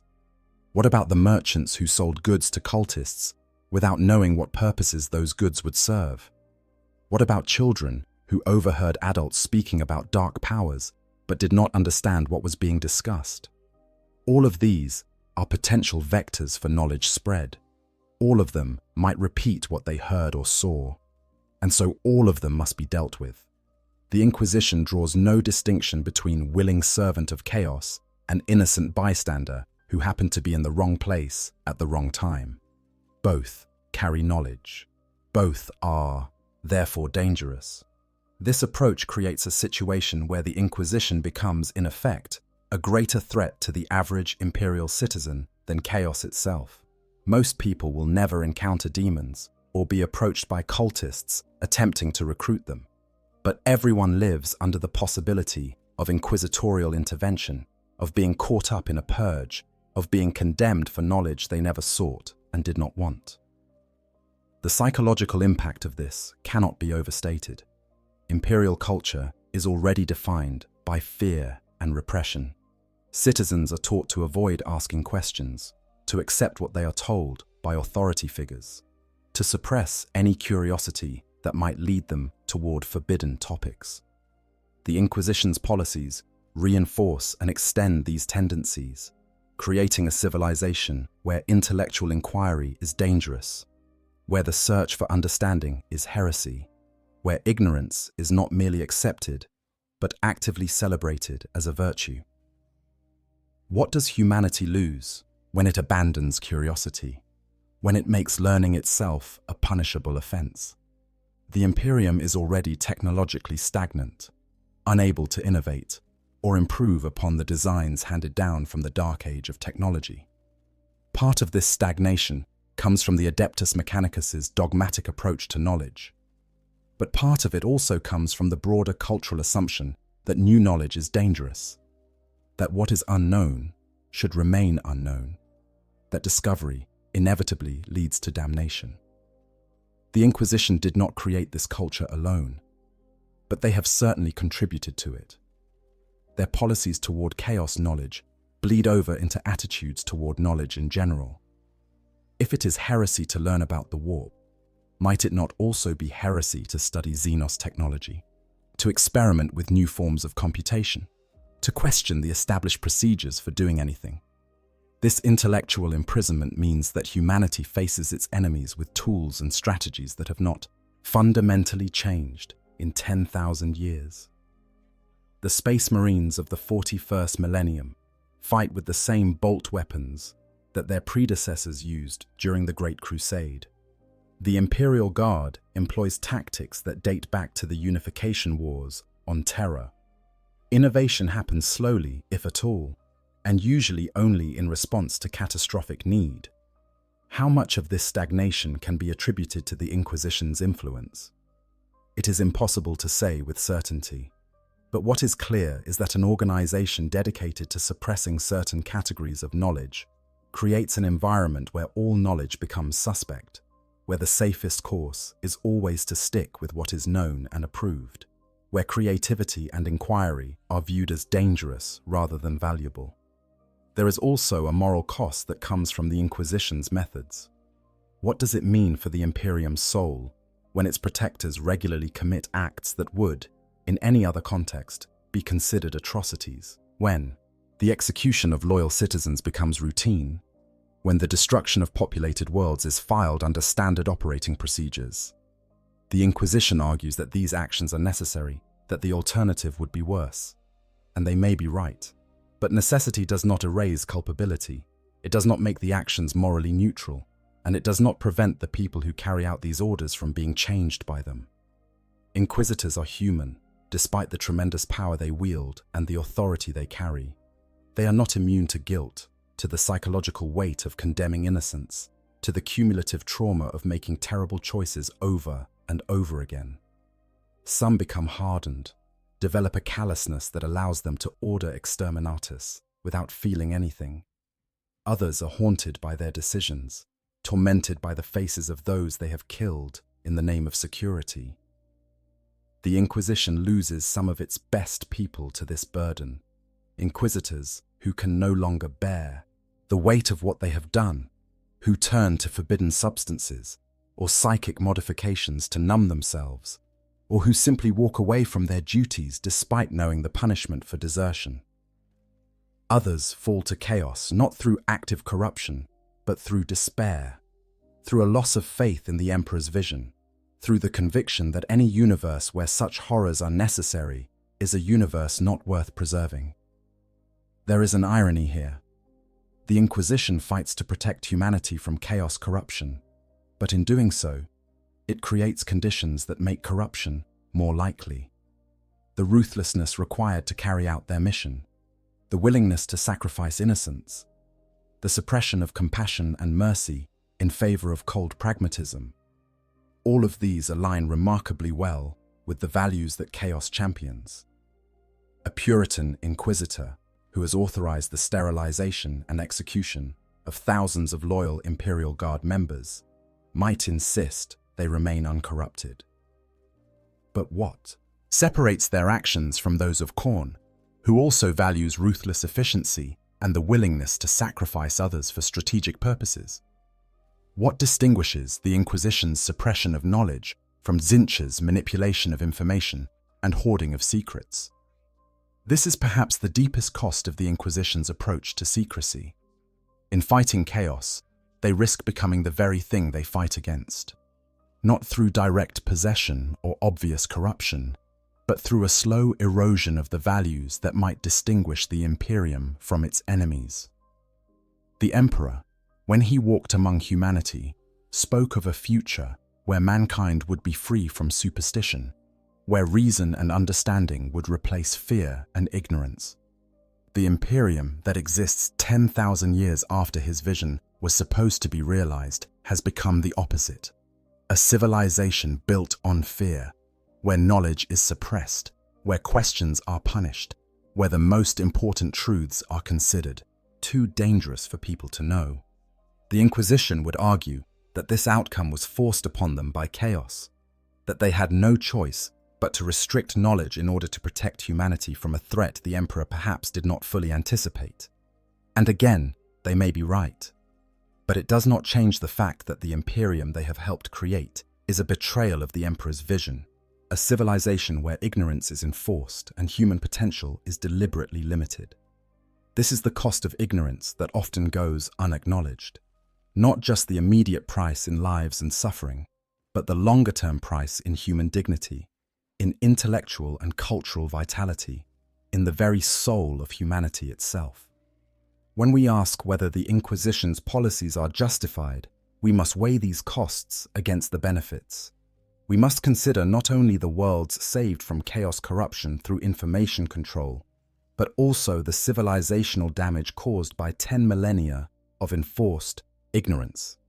We must ask whether humanity is better served by being protected from knowledge or by being trusted with truth. And we must confront the possibility that there might not be a good answer, that both paths lead to terrible outcomes, that humanity's situation in the 41st millennium is so desperate, so precarious, that every choice available is fundamentally compromised. The Inquisition carries the burden of making these choices. They live with the knowledge of what they do and why they believe it necessary. They bear the guilt of the innocent blood on their hands and the weight of civilizational responsibility that comes from controlling what humanity knows about its own reality. And they do so knowing that there is no one to judge whether they are right or wrong, no higher authority to appeal to, no certainty that their methods serve the Emperor's purposes rather than undermining them. This is the final cost of ignorance. Not just what is lost through suppression of knowledge, but the burden carried by those who must decide what to suppress, who must live with the consequences of their decisions, and who can never know for certain whether they are protecting humanity or destroying it. The paradox. Can the Inquisition trust itself?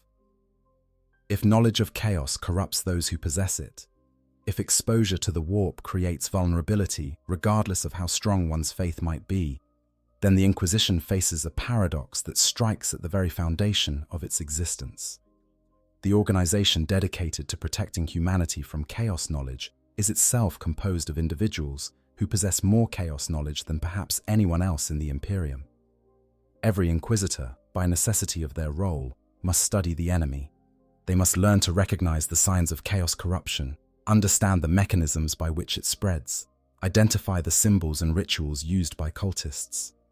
They must familiarize themselves with the nature of the warp, the characteristics of different demonic entities, the theological and philosophical frameworks that chaos cultists use to justify their apostasy.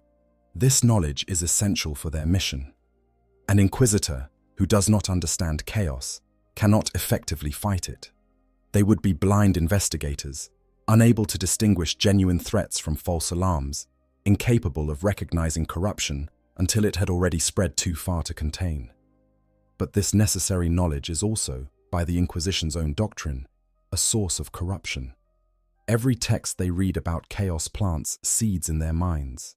Every demonic symbol they study creates patterns in their psyche that align with warp energies.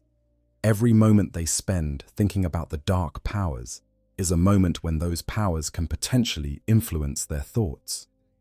Inquisitors are trained to resist this influence. They undergo extensive psychological conditioning, practice mental disciplines designed to protect them from psychic assault, immerse themselves in faith and devotion to the Emperor. Many carry blessed items, protective talismans, and psychic wards that supposedly guard against chaos corruption. But these protections are not absolute. They cannot be. The Inquisition's own records contain countless examples of inquisitors who fell to chaos despite all their training and preparation. Gregor Eisenhorn, one of the most famous inquisitors in imperial history, began his career as a staunch Puritan, but gradually became radicalized over decades of service. He bound a demon to his service, used forbidden knowledge extensively, and by the end of his documented career, existed in a grey area where many within the Inquisition considered him heretic, even if they could not prove it conclusively. Eisenhorn's example is instructive precisely because he was exceptional. If someone of his capability and dedication could drift toward corruption, what hope do lesser inquisitors have? And Eisenhorn was hardly unique. The history of the Inquisition is littered with tales of those who started loyal and ended damned, who fought chaos so long that they became the very thing they fought. This creates a situation where the Inquisition cannot fully trust its own members. Every inquisitor is a potential liability, a corruption vector waiting to manifest.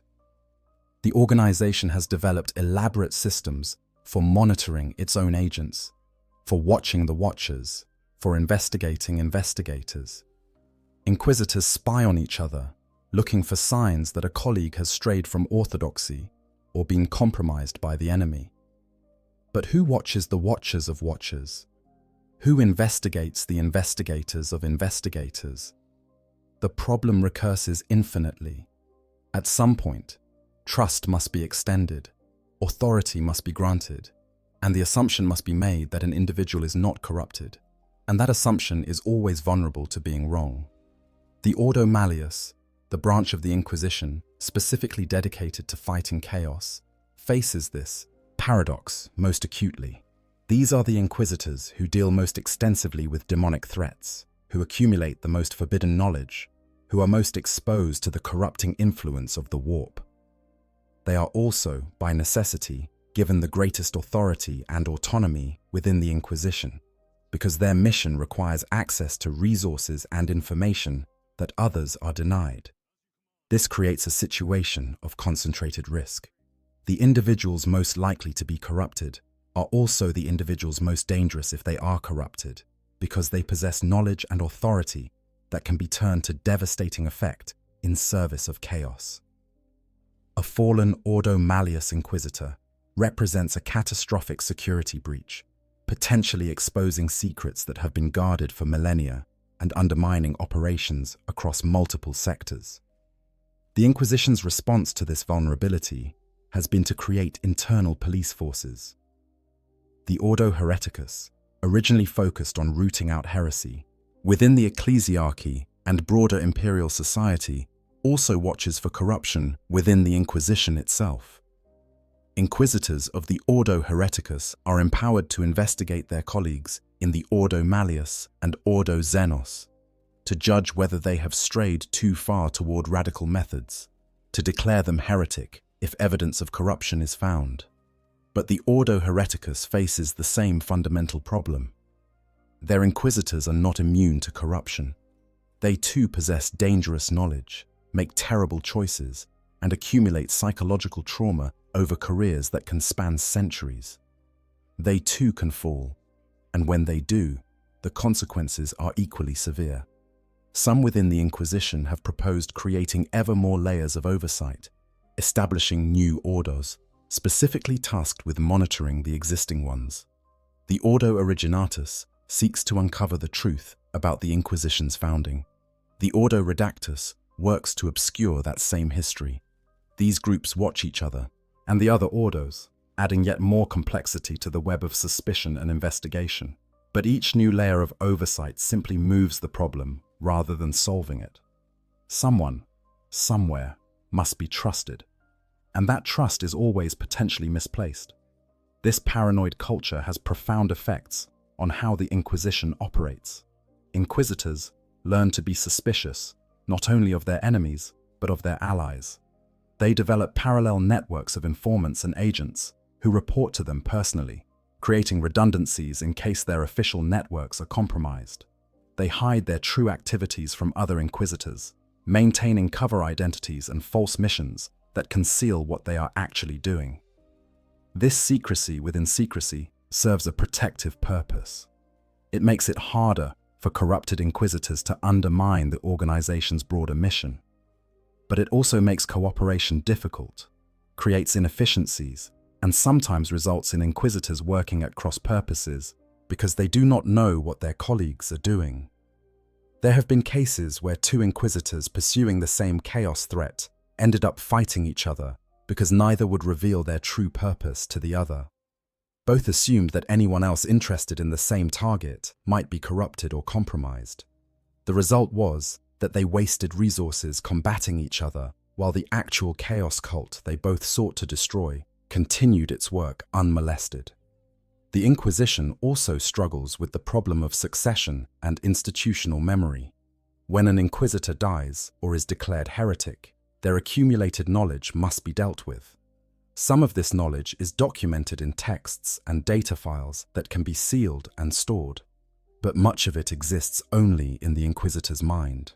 Patterns of understanding built up over decades of experience that cannot be easily transferred to others. If the inquisitor is deemed to have remained loyal, their knowledge might be passed to a successor, an acolyte who worked with them and is judged capable of handling dangerous information. But this transfer is always risky. The successor might not have the same mental fortitude. They might be corrupted by knowledge that their mentor could safely contain. There is no way to know until it is too late. If the Inquisitor is declared heretic, their knowledge must be destroyed or sealed away where others cannot access it. But this means losing potentially valuable intelligence about chaos and its methods. The Inquisition must make a choice: preserve dangerous knowledge that might help future investigations, or destroy it to prevent it from becoming a corruption vector. Either choice has costs. Some Inquisitors attempt to prepare for the possibility of their own corruption. They establish dead man switches, orders that will be executed if they fail to check in regularly or if they are declared heretic. These might include the destruction of their archives, the execution of their acolytes who possess too much dangerous knowledge, or even requests for their own assassination if they begin showing signs of corruption. But these precautions assume that corrupted Inquisitors recognize and accept their own fall, that they will allow the dead man switches to trigger rather than disabling them. In practice, many who fall to chaos convince themselves that they remain loyal, that their methods are justified, that they are serving the Emperor even as they embrace doctrines that align with chaos. They circumvent their own safeguards, certain that the safeguards were based on misunderstanding or paranoia. The ultimate paradox is this: the Inquisition cannot achieve its mission without possessing knowledge that undermines the very principles upon which the organization is founded. They must study chaos to fight it, but studying chaos makes them vulnerable to it. They must trust each other to operate effectively, but the nature of chaos corruption means that trust is always potentially misplaced. They must accumulate power and authority to protect humanity, but power and authority make them more dangerous when they fall. There is no resolution to this paradox. It is built into the structure of the conflict between the Imperium and chaos. Knowledge is both weapon and poison. Trust is both necessary and dangerous, and the protectors are always potentially the greatest threat. The Inquisition lives with this paradox every day. They know that some among them are corrupted. They know that even the most vigilant investigations will miss some cases. They know that the organization created to guard humanity from chaos includes within it servants of chaos who have infiltrated so deeply that they may never be identified. And they continue their work anyway, because the alternative is to abandon the fight entirely. They accept the risk of being corrupted because the risk of not fighting chaos is extinction. They spy on each other, investigate each other, sometimes kill each other, all while trying to maintain enough cooperation to actually accomplish their mission. This is the burden of the Inquisition, not just the knowledge of chaos that they must carry, but the knowledge that they themselves might be corrupted, that their colleagues might be traitors, that the organization they serve might already be compromised in ways they cannot detect. And still they persist, because someone must, because humanity needs defenders, even if those defenders are themselves flawed and vulnerable and potentially corrupted. Because in the grim darkness of the far future, perfect protection is impossible, and imperfect protection is better than none at all. Conclusion: the eternal question. We have journeyed deep into the foundations of the Inquisition's most fundamental policy. We have examined the nature of chaos, and how knowledge itself becomes a weapon in the warp's arsenal. We have explored the mechanisms by which the Inquisition suppresses information, from mind-wiping to exterminatus.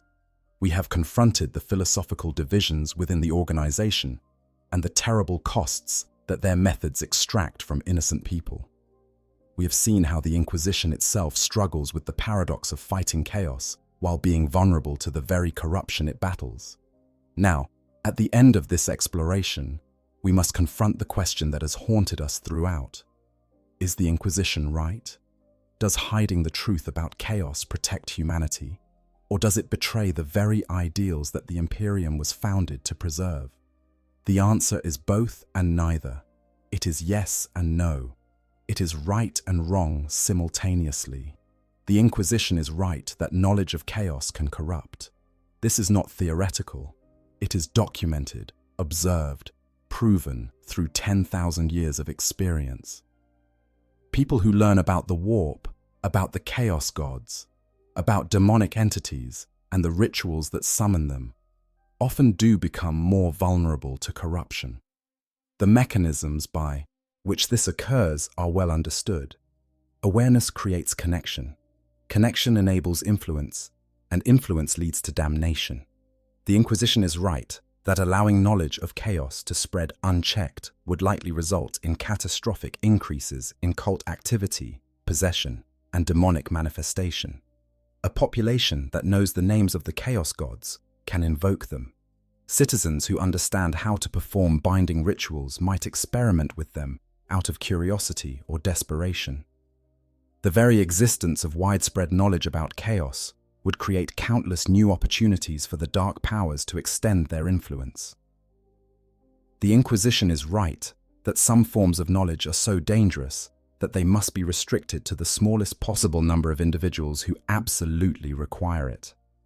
True names of greater demons, specifics of how to create warp rifts, the theological frameworks that rationalize service to the ruinous powers.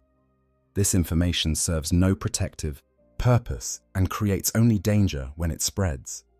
But the Inquisition is also wrong. They are wrong to believe that ignorance provides complete protection. Chaos cults form constantly across the Imperium, despite the Inquisition's best efforts to suppress knowledge. Corruption spreads through mechanisms that have nothing to do with awareness or understanding. People are tempted by chaos through their own psychological vulnerabilities, their emotions and desires and fears, regardless of whether they know what they are being tempted toward. The Inquisition is wrong to treat all knowledge of chaos as equally dangerous. There is a difference between knowing that malevolent entities exist in the warp and knowing how to invoke them. There is a difference between understanding that reality can be corrupted by chaos and possessing the specific information necessary to corrupt it. A more nuanced approach to information control might achieve similar protective benefits while causing less harm to innocent people. The Inquisition is wrong to believe that the costs of their methods are always justified by the results. Some of what they do, the execution of loyal defenders, the sterilization of heroes, the destruction of populated worlds to silence witnesses, represents a betrayal of human dignity so profound that it calls into question whether the humanity being protected is worth protecting. A civilization that routinely sacrifices its own people to maintain secrecy has lost something essential, regardless of how necessary those sacrifices might be from a strategic standpoint. The Inquisition is wrong to assume that their approach is the only possible one. Other civilizations have dealt with chaos differently. The Interrex, before their destruction during the Horus Heresy, maintained populations that knew about chaos and trained to resist it. Cadia existed for 10,000 years with its people aware of demonic threats. These examples suggest that education and preparation might sometimes provide better protection than ignorance. But here is where we must be careful. The Interrex fell, Cadia fell. The fact that alternatives to the Inquisition's approach have existed does not prove that those alternatives were sustainable or successful in the long term. Perhaps the Inquisition's methods, for all their brutality and moral compromise, represent the only strategy that can work at the scale of the Imperium. Perhaps any relaxation of information control would lead to catastrophe. Or perhaps not. Perhaps the Inquisition's rigid adherence to secrecy has actually made humanity more vulnerable by preventing the development of cultural and psychological resistance to chaos. Perhaps a population that understood the enemy would be more resilient, more capable of recognizing and resisting corruption. Perhaps the Inquisition's approach is not the only way, or even the best way, but simply the way they have always done things, perpetuated through institutional momentum and unwillingness to question foundational assumptions. We cannot know for certain. This is the cruel truth at the heart of this entire question. The variables are too complex, the stakes too high, the counterfactuals impossible to test. We cannot run a controlled experiment where one part of the Imperium maintains strict secrecy while another educates its citizens about chaos and then compare the results. Any such experiment would be unconscionable to propose and impossible to execute. So we are left with uncertainty. The Inquisition makes its terrible choices based on their understanding of necessity, their assessment of risk, their judgment about what will best protect humanity from extinction. They may be right, they may be wrong, they may be partially both, and they will never know for certain because the consequences of being wrong are too severe to accept as the cost of learning. This is the tragedy of the Inquisition. They carry responsibility for decisions that may determine the survival or damnation of humanity, but they can never be confident that their choices are correct. They can only act according to their best judgment, with incomplete information, under impossible pressure, and hope that the Emperor guides their hands. And for us, examining their work from the outside, the question remains, if we were in their position, with their knowledge and their authority and their burden, what would we do differently? Most of us, confronted honestly with this question, must admit that we do not know. The choices the Inquisition faces are not the kind where there are obvious right answers. They are trolley problems writ large across the galaxy, scenarios where every option leads to suffering and death, where the only question is which suffering, which death, and how much. Perhaps this is the most important lesson to take from our exploration of why the Inquisition hides the truth about chaos. Not that they are right or wrong, heroes or villains, protectors or tyrants, but that they are humans facing inhuman challenges, trying to preserve humanity in a universe that seems designed to destroy it, making terrible compromises in pursuit of impossible goals. They hide the truth because they believe it will corrupt. They suppress knowledge because they fear it will spread. They kill innocence because they judge it necessary to prevent greater deaths. And they live with the weight of these decisions, the guilt and uncertainty and desperate hope that they are serving the Emperor's will rather than betraying it. We may disagree with their methods. We may question their judgment. We may argue that there must be better ways, more humane approaches, alternatives that do not require such routine brutality. And we may be right. But until we can offer concrete solutions that account for the reality of how chaos corruption works, our criticism remains theoretical. The Inquisition operates in the darkness, doing terrible things so that humanity might see another dawn. Whether those terrible things are necessary or whether they represent a betrayal of what humanity should be, is a question that has no definitive answer.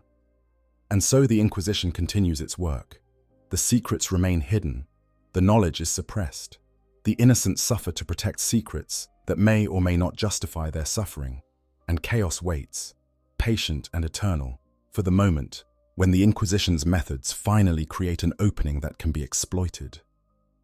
In the grim darkness of the far future, there is only war. And in that war, the battlefield is not only physical but informational, psychological, spiritual. The Inquisition fights on that battlefield, using secrecy as their weapon, enforcing ignorance as their shield, and bearing the terrible cost of protecting humanity from knowledge that might destroy it. Whether they are right to do so, we may never know, but they do it nonetheless, because someone must, because the alternative might be worse, because in a universe with no good choices, they choose what they believe is least terrible. And that, ultimately, is why the Inquisition hides the truth about chaos. Not because they are certain it is right, but because they are terrified of being wrong, and the price of being wrong is everything. If you found this deep dive into the Inquisition's most controversial policy interesting, please consider liking this video and subscribing to the channel. Let me know in the comments what other aspects of Warhammer 40k lore you'd like to explore.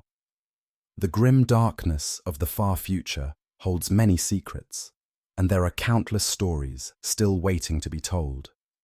Until next time, the Emperor protects. I hope you guys enjoyed the story. Make sure to hit the subscribe, like, share button, whatever you want. Give me some feedback if there's any. And yeah, sleep well.